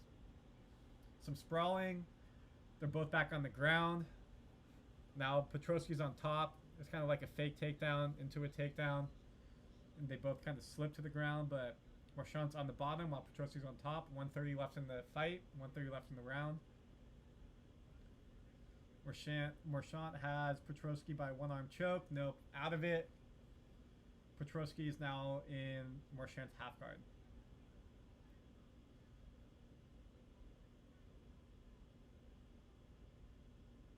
.110 left in the fight. Nothing crazy is happening. You can look at the strikes here. 55 Petrosky versus Marchand at 61. Petrosky's still in half guard, but now he's kind of like in a side half guard with his head. Petrosky's now kind of got him a guillotine choke on top. He's definitely not under the neck.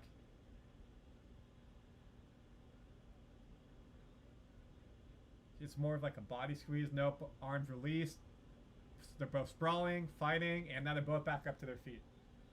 Marchand trying to go for the ankle trip, wasn't able to get it. They're kind of in the clinch. Some dirty boxing's happening. Good fight. Good fight. 30 seconds left in the fight. Yeah, it seems like a really good fight. Yeah. So we'll get some good Twitter action, some videos. Now they're just throwing. 20 seconds left. Emptying the gas tank. Throwing. Head down. Saying, let's go. Punches. None are really connecting well. Just kind of throwing. Marchand's got a cut under his left eye. He's bleeding.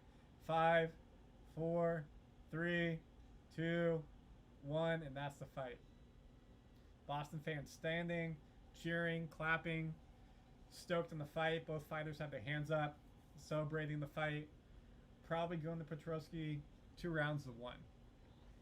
Good fight. Good end of the early prelims. That takes us to the main prelims. Let's start in 4 minutes. Any thoughts, Jackson? We'll bring you back on screen. I mean, so you think Aljo's gonna win?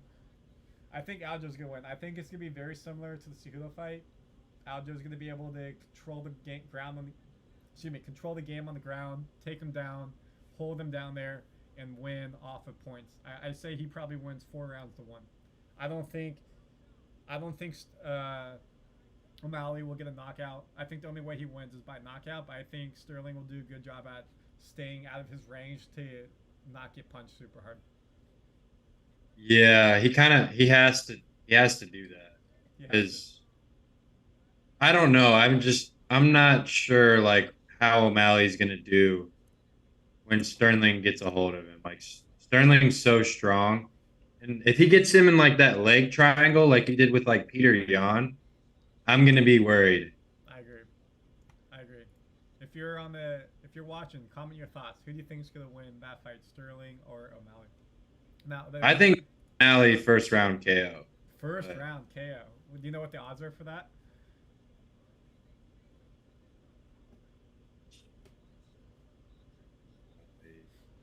Okay, so they're in terms of this fight, they're about to announce the winner. We see Joe Rogan in the ring. Let's see the odds here. Buffer standing there getting ready. You got referee Herb Dean about to call the fighters to the middle. They're kind of milling around. John Anik is kind of doing some post-fight. So let's take you back to what you see really quick. If you look at the stats,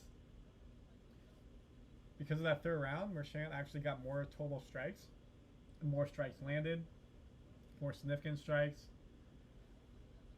1 takedown for him versus 2 for Andre. However, I think Andre run the first 2 rounds, so this should go to him 29-28.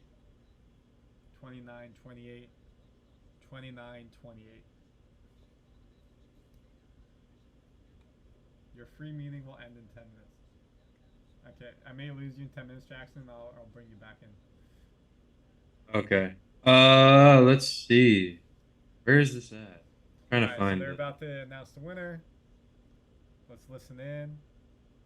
Bruce Buffer's announcing it. Going to judge the scorecards.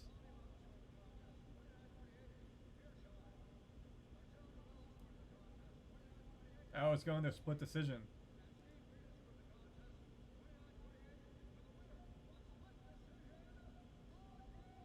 (29-28) split decision. Andre Podolski beats Gerard Marchand. First judge gave it to Marchand, and then the other 2 gave it to Andre. Andre looked puzzled that he didn't get all 3 judges. I agree with that. I think he should have won by all 3. So let's see if we can get you some Twitter highlights that are up. So give me a second to pull it up for y'all. I gotta zoom out.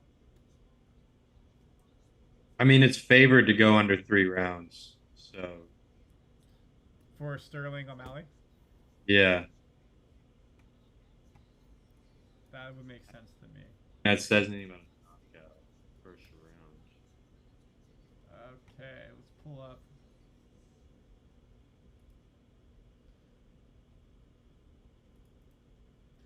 ESPN's now moving to the prelims, so we're not missing anything. So we'll get you some highlights. So we got Katona versus Gibson, your first Ultimate Fighter coming up. We'll talk about that in a second.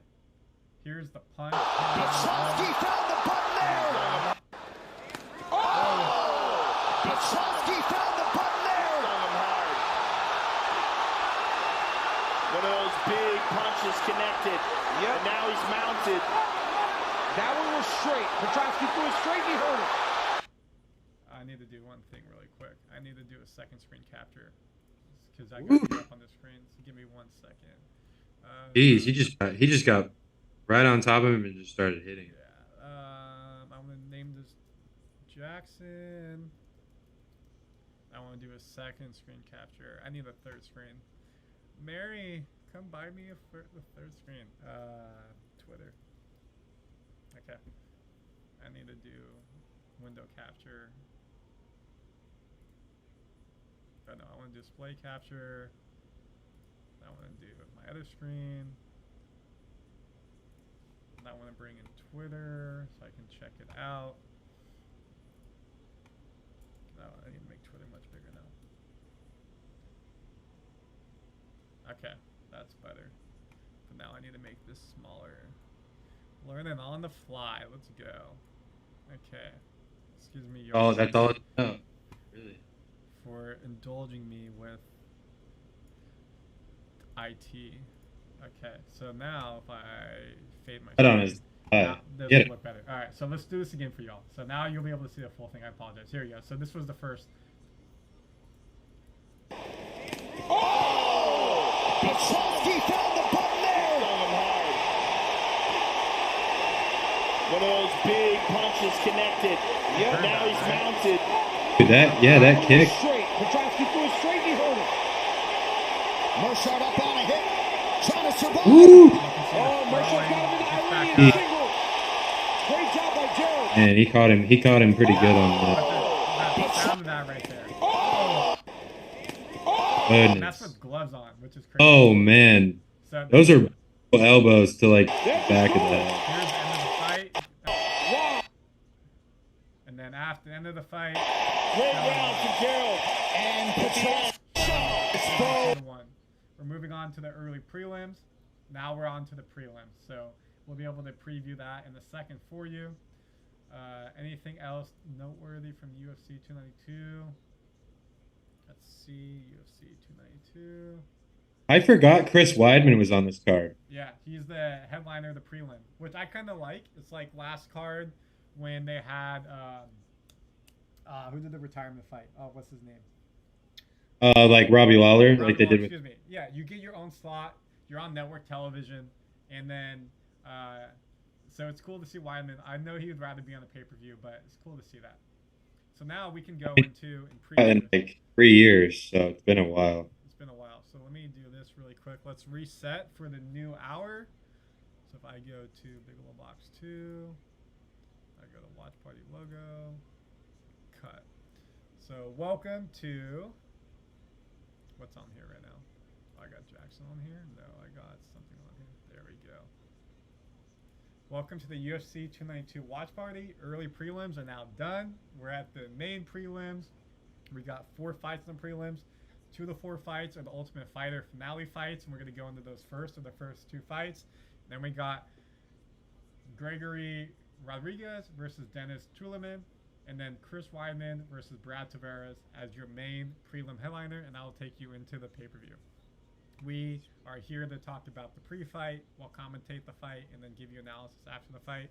So we got some good stuff brewing here on Randy Silver TV. Go ahead and like and subscribe. We'll do this consistently. And we have my homie Jackson on here as well. So we're going to bring Jackson in to say hi to the fans. Jackson, say hi to the fans. Sure. What's up, guys? How you guys doing? Appreciate it. What are you most excited for from the Ultimate Fighter? Which of those 2 fights? Dude, I mean, bro, Gibson's reach, man. Like, I want to see how that plays into this fight. Because he's got 71-inch reach and, I mean, 64 inches. I mean, it's just, that's a big difference, man. I agree. So if we look like, I think Gibson's going to win. I think he's going to win. He's looked good throughout the whole show. He's been training with Chandler, so he has the better coach. No offense, Connor. But I agree. And now the question is, what have they done since that has happened? That's where the question's at. Because they filmed this like in the early spring, so it's been a while. So what have they done training-wise? How healthy are they? Because I think it was somebody was hurt. Yeah, really? When they finished filming it? I think it was Hubbard tore his ACL, or had like a small issue in his ACL. They filmed in the early spring. I remember that. Because the whole 13 weeks went during the summer. So they had to film in the late winter, early spring. So then if we look at, I'm going to bring something up for all of us. UFC, where's the press conference? UFC press conference. I want to get rid of the scrolling text. No, I want to get rid of the pre-show. Yeah, I mean, you got 2 guys that are in their 30s. Like, they need to make some headway quick when they get into the UFC too. Make some noise. Clock's ticking. I didn't put it on here. I did it on my YouTube. That's what it was. Okay, so we're gonna go. We're gonna go like this then. 2-box little. Let's bring this back in. So let's preview. I need to do preview Twitter, and then close this out. Bring this in, and okay, we're good to go here. So let's fade. All right, let's preview together Jackson Ultimate Fighter fights. So first fight we're gonna see is Brad Katona versus Cody Gibson. If you remember, if you didn't watch Ultimate Fighter, if you did, Brad Katona is from Conor McGregor's gym. So they've been fighting in the same gym under the same coaches for quite a while. He wanted to be on McGregor's team. There was controversy before the Ultimate Fighter started that 2 people were kicked off the Ultimate Fighter so McGregor could bring his people. Brad Katona is one of the people he brought. But because McGregor got rookies and Chandler got veterans, he went over the Team McGregor. Team Chandler. And Yeah, they switched, didn't they? Yeah, they switched. So he was his coach. And then they also talked about during, I think it was like week 5 or 6, like his fight week, he was not happy to have Chandler. He didn't want him or whatnot. And then eventually when they went to the semifinals, Katona went to McGregor's team because McGregor had nobody besides one person, so he needed to help out other people. So Katona went over. Now we look at Gibson. He's been a Chandler guy through and through. Gibson is much taller, 5'10", versus Katona's 5'6". Both weighed in at 135. Age is 35 to 31. One thing about Katona, we lost Jackson. I'll bring him back in a second. One thing about Katona, he is a former Ultimate Fighter champion. He won once, so he became the first person ever to become back-to-back Ultimate Fighter champions. I may bring back Jackson. Give me 1 second, y'all. Okay, so participants, invite, email. We'll bring him back. Give me 1 second.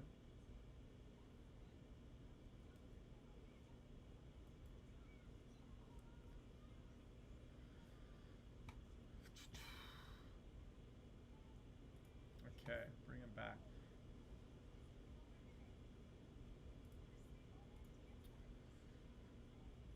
Both are orthodox. Let's see, is he back in yet? No.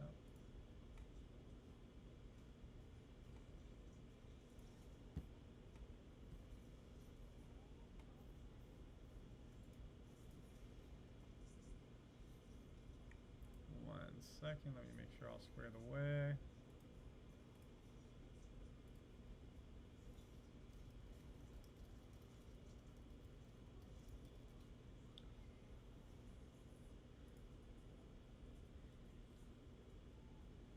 So as I was saying, both are orthodox. Significant strikes 3 to 2, so a little bit more strike accuracy, 58 to 37.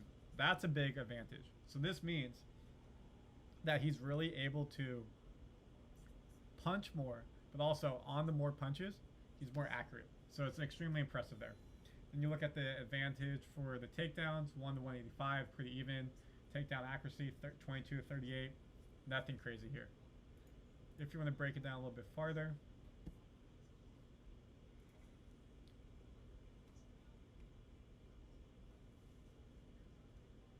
okay, Jackson's back. Heck yeah. Let me just make sure this is squared away. Okay, how does Jackson look? Alright, he's back. Okay, fantastic. Alright, so we're just previewing the fight, Jackson, so we're going to go back really quick. Okay. So Katona is in his last 5 fights.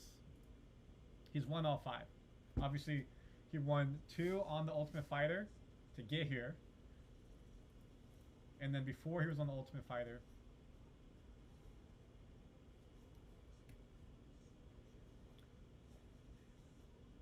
he had won a championship with Brave CF. He won that again, and then he won the Ultimate Fighter. So he was originally, again, in the UFC. He won Ultimate Fighter originally. Good for him. He won one, lost two, and then he was out of so he won the Ultimate Fighter, won the next one, lost two, and then he left the UFC. They did not extend his contract. And he went on a 4-5 win streak, captured the title to be able to get a shot back into the UFC. Before that, he was undefeated going to UFC. So, dude's talented. He's been fighting for a while. He's been a pro since 2014, so about 10 years. If we look at Gibson, do you have anything to add about Katona? Jackson, want to pull up Gibson? What was your question? Anything to add about Katona? About his I fighting? mean, you kind of nailed it. I mean, he's experienced. Like, he's been in the UFC before. Like, this is not his first time at this stage, so he knows what to expect. So I think he'll show some poise in there against the guy who hasn't been on a stage like this before. So that's what I would expect. And then we got Gibson. He's 5'10". Birthday is 1987. And this fight's about to start, by the way. He's an orthodox stance, 5-4, 28-8. And we can see here that he's won championships on TPF, Tachi Palace Fights. That got him the opportunity to move to LFA. He won a couple in there. Went to Eagle FC, which is McGregor's fighting championship, UNF. And now he's back in Ultimate Fighter, which he won. He won 2 fights to get to the final. Before that, when he was in the UFC, he lost on a Rousey versus McMahon. Rousey with a throwback. Won a fight night, lost, submission, and then lost, and that took him out. And then he went back to the Cage Warriors and back down. He's been fighting since 2008 as a professional, so he's extremely experienced. These guys do not like each other. So this is going to be fun to see them throw some bad blood at each other. This should be a brawl. I don't see people taking each other down. Anything around Gibson, Jackson? Nah, I mean, just the reach for me, honestly. I think he definitely has an advantage in this fight just because of his reach. But it'll be interesting to see the experience as well of Katona, like kind of how that plays a factor as well. Because he's going to have to really kind of stay away from Gibson, like in early rounds. So keeping his range. I agree.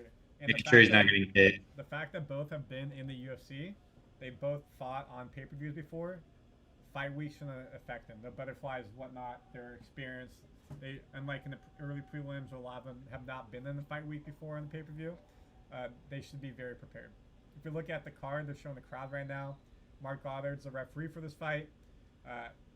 Lower bowl's filled, upper bowl looks filled. So we're at the main prelims, and TD Garden's already packed house, which is great to see. Yeah, let me see if I can get this fight up.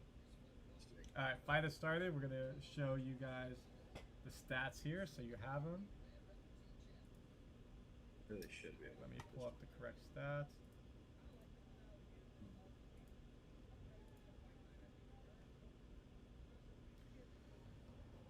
"15 seconds in, middle of the ring, throwing some punches. They're in a clinch right now.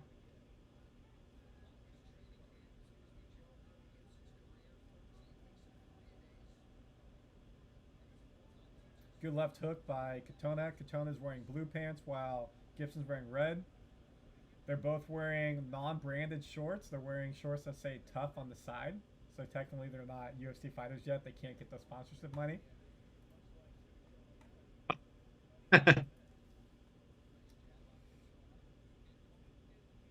Both look very focused. Man, I wish I could do.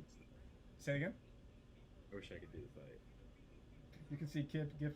They both thrown about 10 punches already. 13.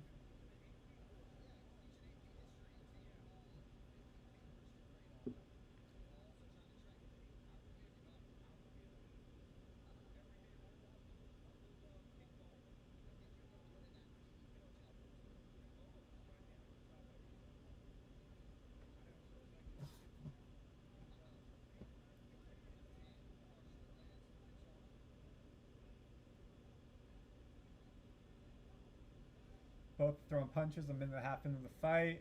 Nothing crazy's happening. Trying to get their reach and range right now. Good kick to Katona inside thigh.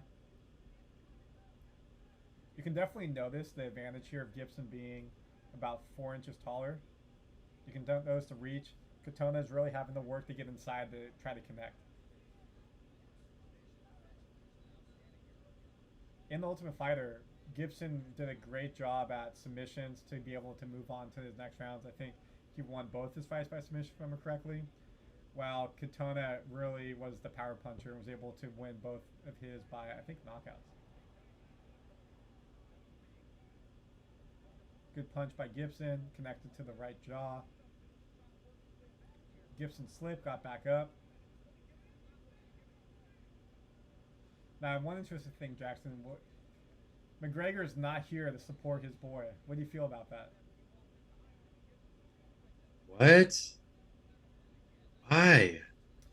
No, I read some report that McGregor's going into a fight camp to be able to fight in December, so he's locked and loaded and locked in. We'll see if it's true because they have not officially announced a fight. But McGregor said he wants to fight in December Chandler, then fight for the BMF title against Gaethje, and then do the trilogy against Diaz. His ultimate goal is to do Diaz trilogy, UFC 300, 296, 297 for Gaethje, and then December would be like 295. So he knows. Does he understand that he's not gonna beat Gaethje? Like, does he get that? I don't know. The other thing is, as well, is like, if he's not in USADA and they let him fight. Yeah, like he's not even in the pool. Like, how are you gonna let him fight? That's the thing that makes me mad about it, is because he hasn't been tested. I agree. And he's on. We know he's all on steroids. Like, it's not. It's very clear that he is on it. Like, he didn't just get to 200 pounds. A guy who started his career at 145 and just gets 200 like that. Like, that just doesn't happen if you're not taking something. I agree. I mean, if you look at him when he came in, he was a twig to where he's at now. Yeah, he was so tiny. When you look at like Poirier, he came in small, but like that, his looks more natural than McGregor's for sure. Yeah, McGregor is like, yeah, he just got really juiced up like quick. So we got 1 minute left in the round, a little bit less. A lot of people are throwing strikes here. So Katona's landed 29, Gibson's landed 35. No significant real strikes. You don't see any blood, bruises on people's body or faces. Not a lot of leg kicks. Kind of more a stand-up boxing match. Right now they're doing some dirty boxing. You can kind of feel the energy in the air. Gibson looks like he really wants to knock out Katona. He's kind of overextending himself. He's almost slipped twice on punches. He's got to fight probably a little bit more in control. And I'm sure his corner will say that in about 15 seconds when the round's over.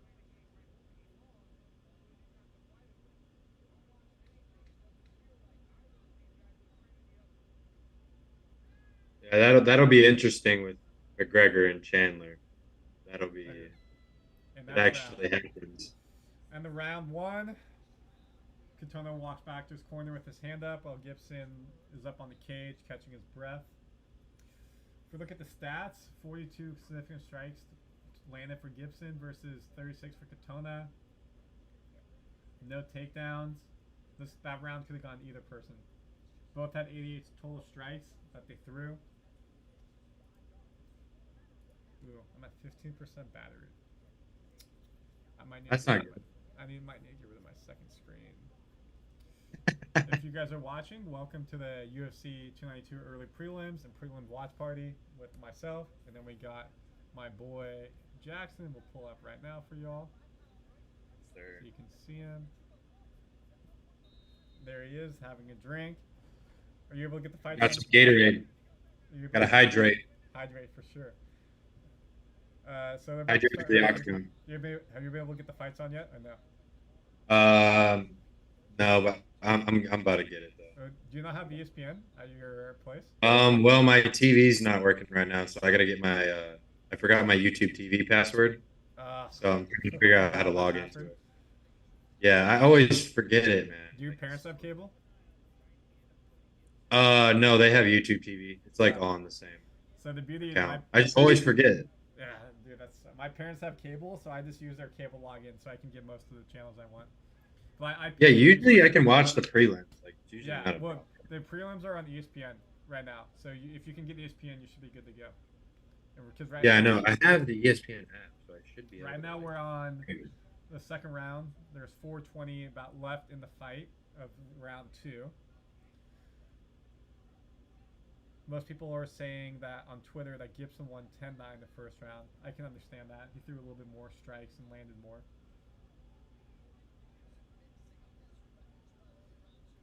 Still the same type of fight early in round 2. Standing up, brawl, dirty boxing, more boxing. Not a lot of kicks. These guys did not like each other. They had drama on The Ultimate Fighter. They showed a little bit of it. They talked ish to each other. They don't want to go down to the ground. They want to knock each other out. Gibson's minus 130 odds, live odds, versus Katona, who's plus 100. Meaning if you bet Gibson, he's the betting favorite. You can see some bruising on each other's face, no blood yet.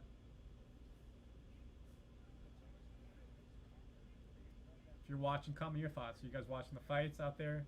This is meant to be interactive. Put yourself in the chat. What do you think? We're here to have a good time. Fight night, baby. Also, if you're a football fan, Messi plays at 9 o'clock. Inter Miami versus National FC. Leagues Cup Championship. I'll have that on another screen. Winner, chicken dinner for Messi. I saw your video on Neymar. Yeah, Neymar So now in Saudi Arabia. he gets a free PJ whenever he needs it. Free PJ, massive mansion with at least 25 staff members at all time. If you type on YouTube, type on Twitter Neymar welcome, they had a whole drone display at his welcome today. That's awesome, dude. Yeah, he I mean, if I was a high-level athlete and I was getting offered that money for a couple years to go, it's hard to say Yeah, I mean, he wouldn't take that. It's hard to say no to that. Like that's the dream deal right there. Nice punch by Katona right there. Left hook to the forehead.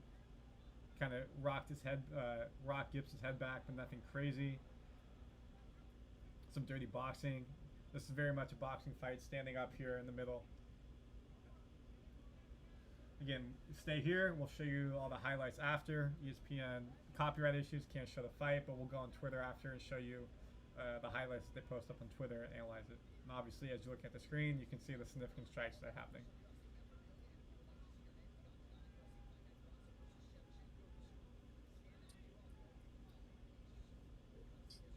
$150 left in the round. Katona in red, Gibson in blue.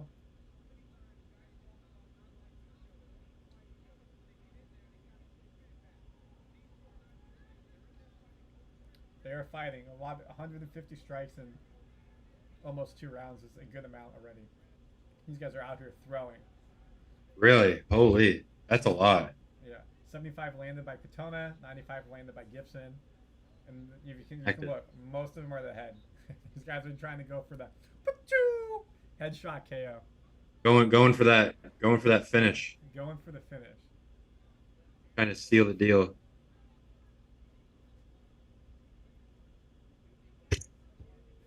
Yeah, this is a weird circumstance because usually I can get ESPN pretty easy. How's that intro to sportscasting going, Jackson? Dude, it's awesome, man. It's awesome. Oh, 1 second. Gibson got a little wobble. Left hook to his temple. Wobbled him. Oh. Dirty boxing by Katona. Neither the ribs. Knockout coming up. A more tight clinch. Katona feels it. This could be the beginning of the end. But Gibson's standing right there in the pocket and saying, come after me. Good block, a kick. 30 seconds left in the round. All right, continue with what you're saying, Jackson. Yeah, I picked my game already, so. What's the game you're going to do? UNC Duke, Final Four. What year? 2022. Heck yeah. Last year. UNC won that, right? No. Oh, yeah. Yep. 10 seconds left in the round. Looks like Gibson's got a cut on his nose right now. Good jab by Katona. End of round 2. Looks like Katona won that round. Puts his hands up. I think it's 1 round and 1 round. This could come down to this final. We got a commercial break. I'm going to give you guys Jackson for a second. I'm going to go use the John. Ooh, yeah, a lot of head here. A lot of head. 2 hours. All right. Where's Jackson? Gibson's landed 104 Cool. strikes out of 187. That's pretty impressive. 81 headshots. I mean, this is a slugfest for the Ultimate Fighter. Let's see who can get it. Because honestly, like I didn't watch the Ultimate Fighter that much, so I can't speak on these guys that much. But I mean, like all the way up to this fight, it was just you're fighting for your life, like your UFC career, like especially Katona, like he's trying to get back to the UFC. So he's got some extra motivation to get back to that point. Because when you're at the highest level possible in mixed martial arts, like you want to keep fighting at that level. You don't want to go down. You don't want to be moving around too much. Like you want to be at the highest level, trying to fight for the belts and everything. So yeah, he's got to have some motivation when it comes to that. But I wish I could do the play-by-play on the fight. Like it's so annoying. I can literally picture Randy just telling me what's going on. I'm just like, I could picture it, but I can't react to it. So I'm just like, yeah. Apparently, there's 4:23 in the third round. 4:30 left in the third round. Why is this not pulling up the right one? 1 second. I apologize, y'all. Here we go. Tried to do the best I could. I'm sure you did great. No video. Yeah, both fighters are moving pretty well for 4 minutes left in the fight. Kevin Oli, Twitter, MMA analyst says 18 to 19. Aaron Broster says 19-19, 19-19. So yeah, it looks like it's 1 round apiece. Brad Katona, can he get back into the UFC after this final round? We're about to find out. Can Katona become the first Ultimate Fighter winner twice? What do we call that? Dobla fighter? No, that's a terrible name. We can call him the Too Tough, I guess. Yeah. I don't know. Yeah, Too Tough. Is there a Too Tough winner, or is it a bad thing? Because it means you had to go through it twice.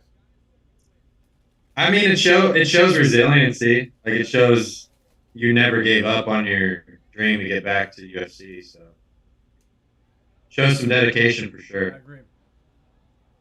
Oh, good punches by Katona. 3:15 left. We're both standing up, boxing again. It's been a boxing match the whole time. See if Superman here can get this knockout. That's a cool. I didn't know his nickname was Superman. You can see 240 strikes by each person, basically. 105 to 127. At least I can see his strikes. That's actually kind of nice. Fans are chanting ole ole ole.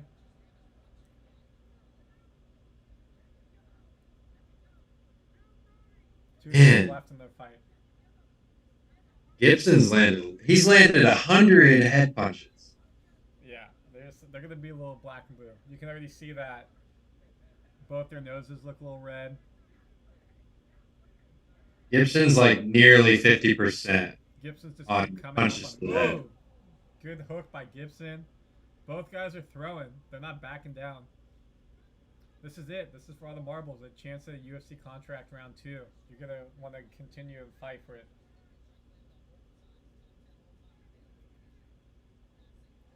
Oh, good punches by Gibson. We would have to say he landed more significant strikes in this round. Crowd reacting. Looks like Gibson got a second win.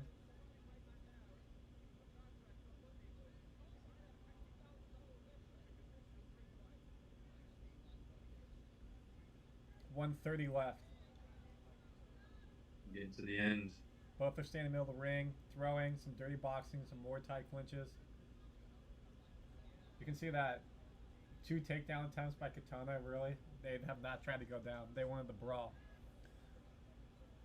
Yeah, only 2 takedowns this fight. 2 takedown attempts in this fight. Oh, Gibson looks a little hurt. Back in the cage.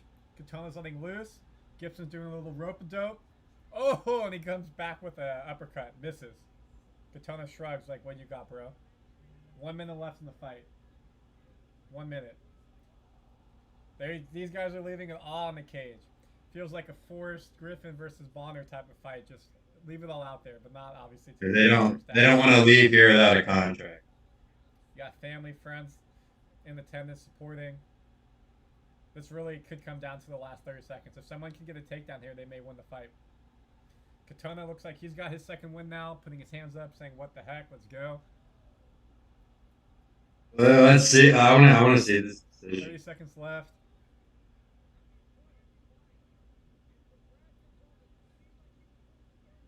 Man. It looks like Gibson's got a bloody nose. He's bleeding on Katona's back. They're standing up in the clinch. 10 seconds left in the fight. I'm gonna go to Twitter. See if there's Both have good cardio. You got to say probably by optics. It looks like Katona run that third round with Gibson bleeding all over him. Both fighting to the very end. Ultimate Fighter, part 1. Crowd standing up, cheering. You good to see the respect. Both men shake their hands after the fight. Hands up. I'm sure they still don't like each other, but they respect what they did. This could go either way. This is going to be a split decision. The question is, who's going to be a split decision by? Man. I got 10% battery left because I have this screen on. I probably can't handle both of it. Okay, so I need to. It's okay. I gotta leave soon anyways because I'm gonna go watch the fight at B-Dubs. Oh, who you going with? I'm going with some buddies. One guy's in sportscasting, and there's other two that are in different programs at Full Sail. Okay, let me get you back on screen. Yeah, they play at B-Dubs. By the way, they play the fights for free. Yeah, you just obviously be there. Do you have to get there early to get a good spot, or is it not that crowded? Yeah. I mean, you can't get there too late. Like, you probably can't get there at like 10 o'clock. Like, you wouldn't be able to get a seat. But if you get there like at 9, you'll be good. You just got to get there. That's it. Like, we went there for the Volk fight. That was a crazy fight. Volk just dominated him. But Volk versus who? Yair Rodriguez. Oh, got it. Yeah, that was a great fight. Then Moreno lost. I really wanted Moreno to win that. I was upset. Yeah, I'm a Moreno fan. Well, I saw Moreno versus Figueroa in Anaheim. I think it was their third fight, and it was definitely a pro Moreno fight being in SoCal. Have you been? So you've been to a UFC event before? Like, I haven't. I've been to 2. All right, they're about to do the fights. Let me just bring this back really quickly. I've been to 2. I took my girlfriend to one in Vegas. And I booked like a romantic weekend in Vegas, and the climax was going to the UFC fight, and she was down with it. So she's a key. 1 second. Here, they're reading out with buffer. 29-28, 29-28, 30-27. Ooh. I think it has to go to Katona. Brad Katona. Wow, they gave him all. Someone gave him all 3 rounds. 29-28, 29-28. Unanimous. 30-27. Unanimous decision. First 2-time Ultimate Fighter winner. Brad He's too tough. He's got the nickname Too Tough now. Too tough. McGregor somewhere is pouring the shot out as a congratulations. or wait, he's in fight camp. I thought he's in fight camp. Yeah. You can't do that. Who knows? Right, Jackson, we'll let you say bye. I'm gonna fix up my screen. Thank you for popping on. Enjoy the fights at B-Dubs. Dude, for sure. I appreciate you having me on the stream, Yeah, dude. my pleasure. I'm gonna DM you on IG my phone number, so just text me so I have your number. All right, bro. Sounds good. All right, have a great day. Take it easy. Thanks, dude. I hope you guys enjoyed that little 2x2 action, Jackson and I. I hope you enjoyed that fight with Katona and Gibson. Now we get the other Ultimate Fighter fight coming up, which is Kurt versus Austin. Hollabaugh versus Hubbard.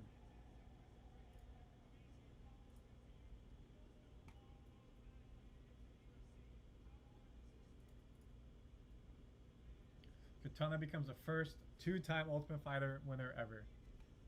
Let's see if we can get some information for you here. Some highlights.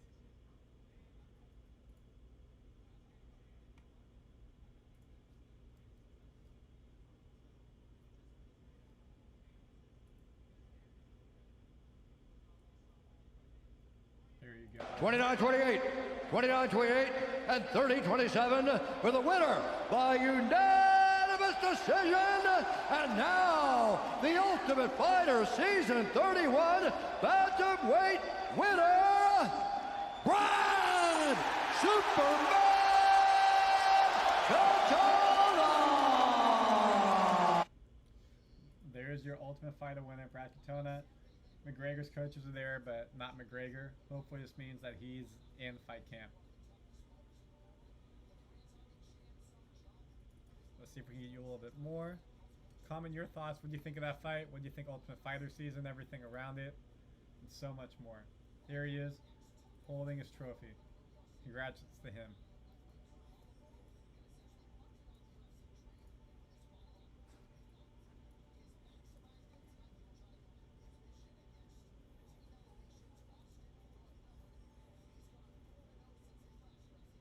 Cool. They're about to do the next one. I'm going to put you on pause really quick. I'm going to go put my food in the oven, and I'll be right back for y'all. So give me 1 second. We'll be right back.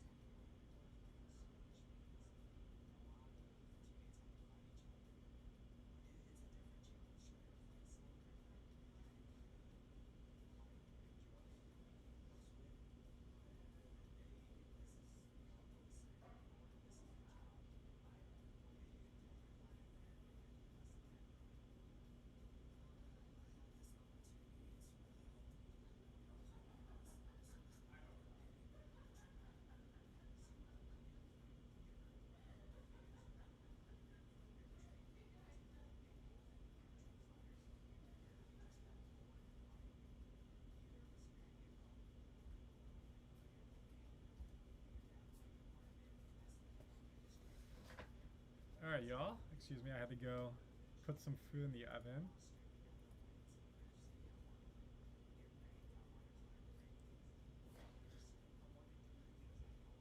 UFC 292 watch party. Early prelims and prelims.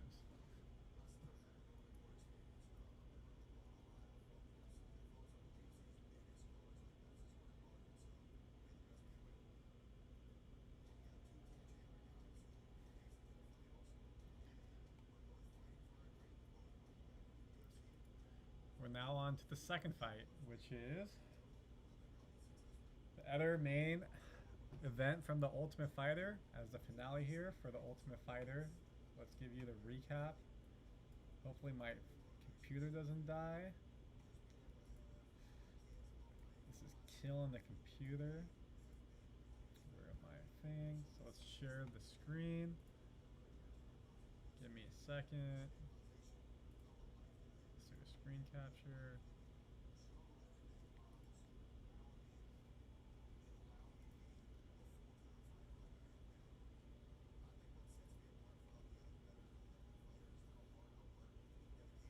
Congrats to Brad Daytona, two-time champion as we said.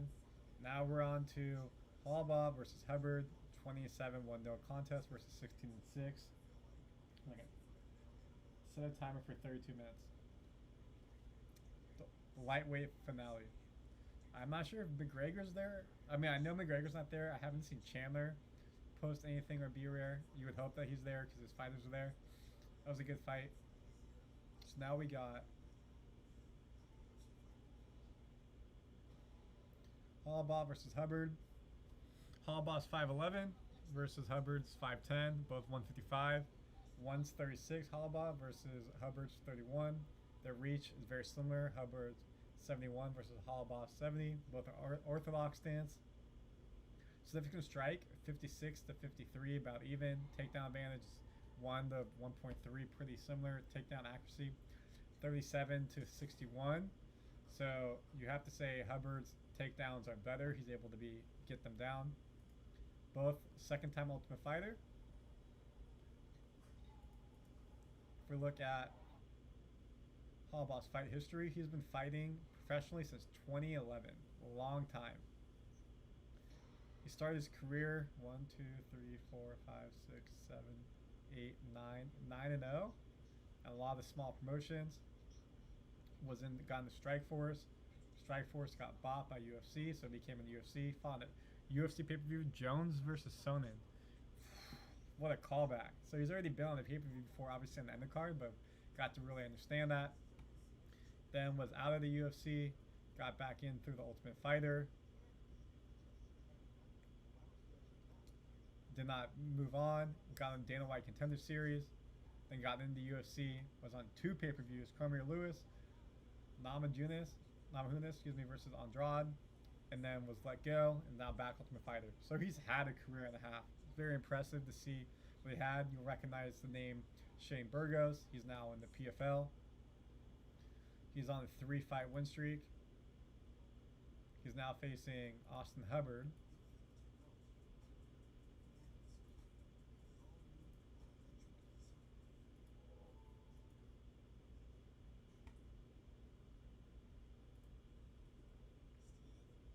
He's been fighting since 2015 professionally on a lot of undercards. Started his career 4-0. Got himself into the UFC, where he lost his first fight, 1-1, lost 1, 1-1, lost 1, 1-1, lost 1, and they finally let him go. He was just up and down. He's been on 1 pay-per-view, Asanya versus Romero. So they both had pay-per-view experience, what the week is like before. Obviously not as Ultimate Fighter finale fighters. He's fought not a crazy amount of big names you'd recognize. And then from there, try to work his way back up. 3 fights in a row, winning streak. They were friendly in the Ultimate Fighter. It wasn't like there was bad blood. They're both on Team Chandler. So not a lot of hate here. We'll see how this goes overall. But this should be a fun fight with both of them.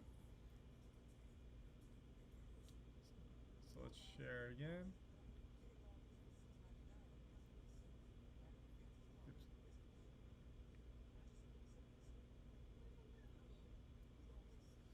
This is the UFC 292 watch party with your boy Randy Silver. Please like and subscribe here. We'll do this consistently.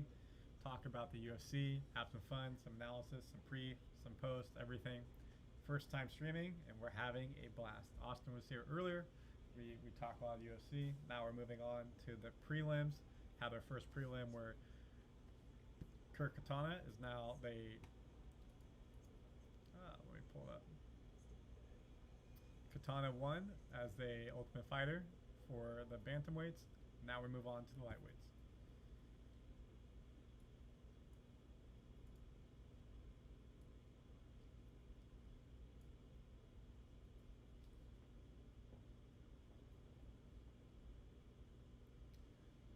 I'm just waiting for the fight to start. Both fighters in the ring. So let's go ahead and show you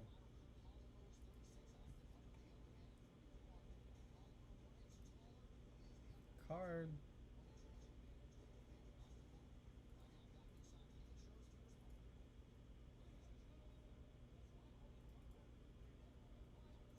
Let's see if I can show you the screen. Give me 1 second. You're seeing the inner workings of a stream. I want to show you a browser. I want to show you this to make this life easier.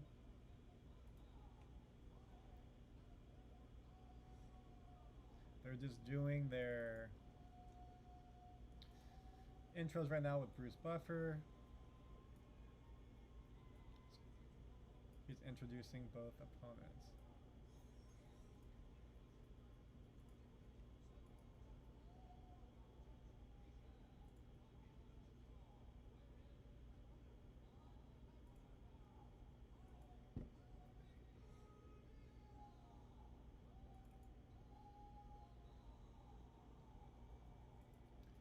Working.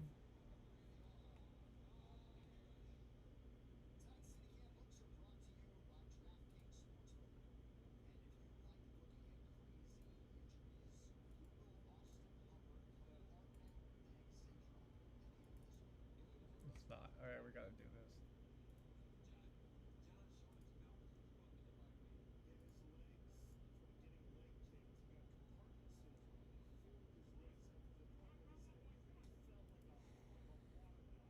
And now the fight has started.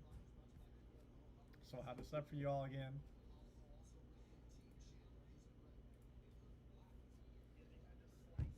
Hollabaugh is in gray while Hubbard's in red.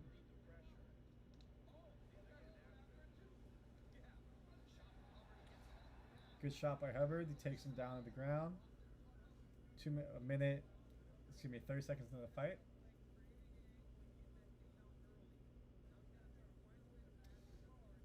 Hollabaw's on his back. Hubbard's on top. He's in his guard.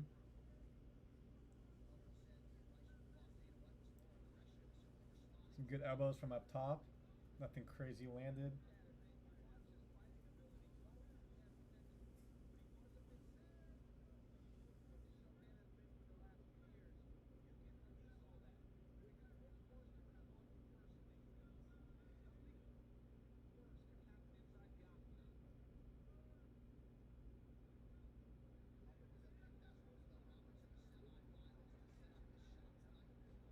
He's got him a nice chokehold here, and they're both back up to their feet. Good scramble on the cage.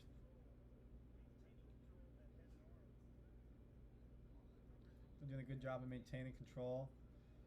Austin Hubbard here. Hubbard's grabbing one leg, kind of a dirty boxing, Muay Thai clinch.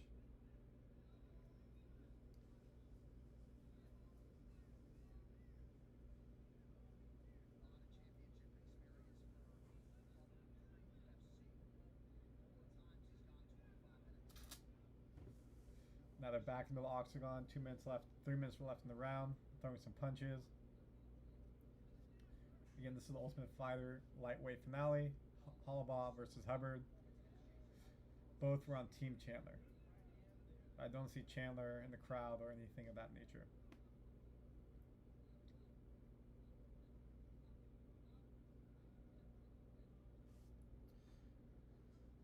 .240 left.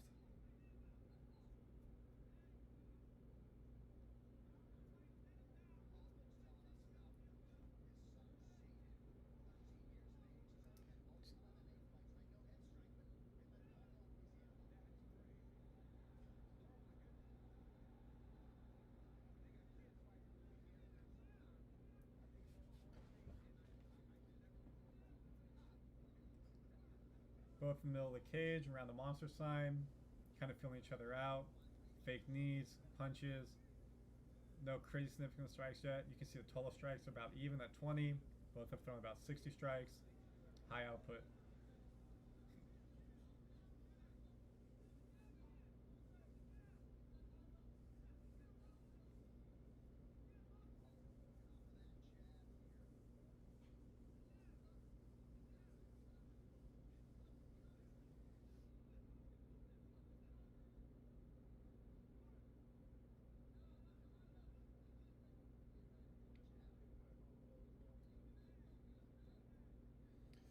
.130 left, both are just striking. And again, you can see here, follow along with strikes, and we'll show you the Twitter after the fact. Good takedown by Hubbard in full guard.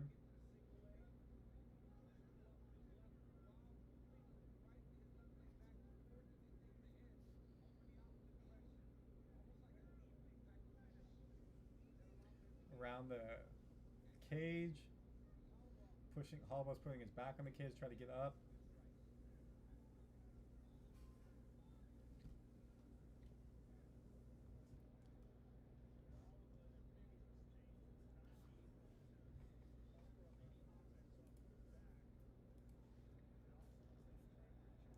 Austin's trying for a choke. And they're able to get back up to their feet. 35 seconds left in the round. Hubbard's got 39 total strikes landed versus Holloway's 40. Both have around 90 strikes total.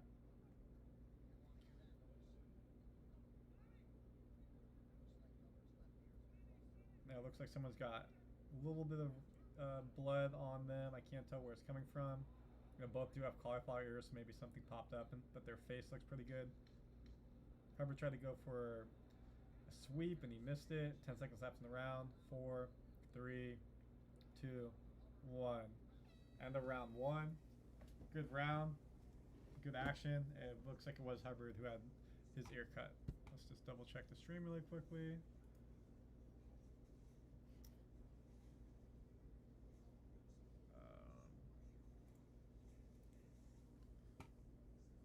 It's the UFC 22 watch party. We're hanging out, having a good time. Comment your thoughts on how everything is going. Watching the fights, where are you at? Let's hear it.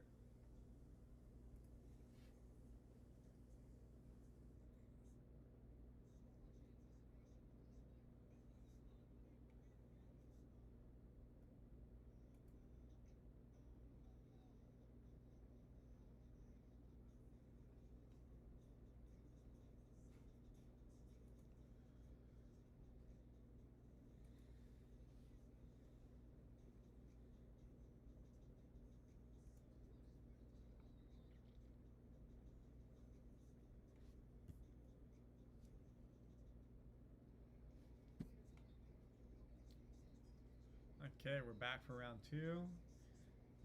It's hard to call who won that first round. It's hard to call.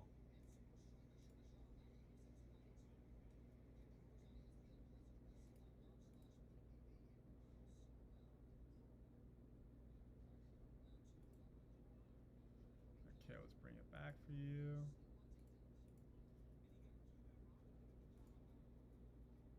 Oops.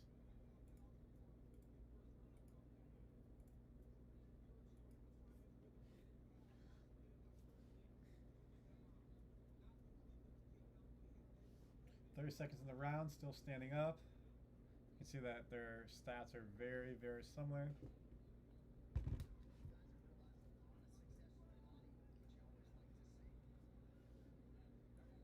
Hubbard tried to go for a takedown and he did not get it.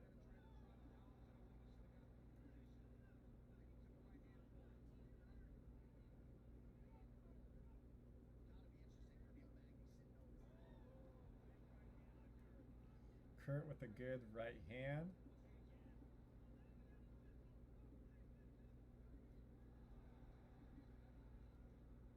Not.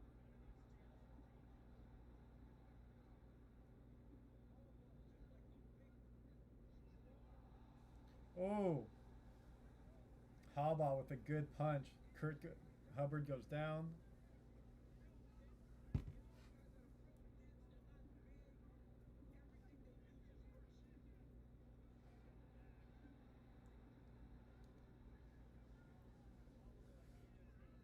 Halaba's got Hubbard's back. He's in a bad spot here around the cage. However, Halaba's legs aren't locked together for a body lock, so he may be able to get out. Halaba's trying to flatten him out and get a choke.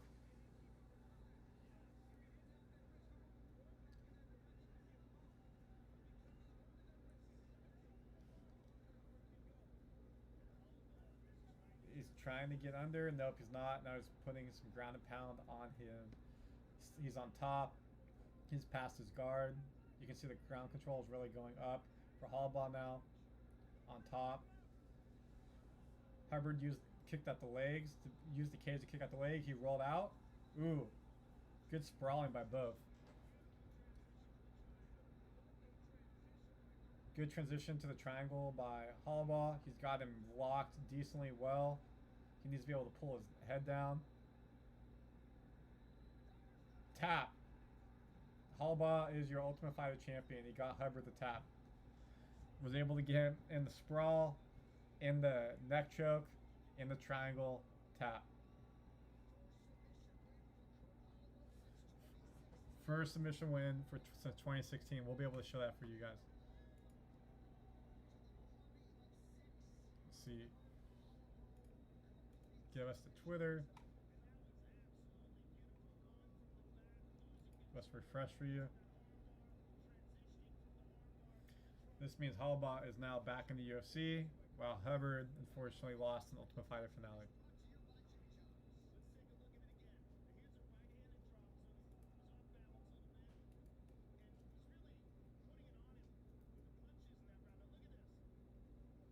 Sorry y'all, my computer's going a little bit slow.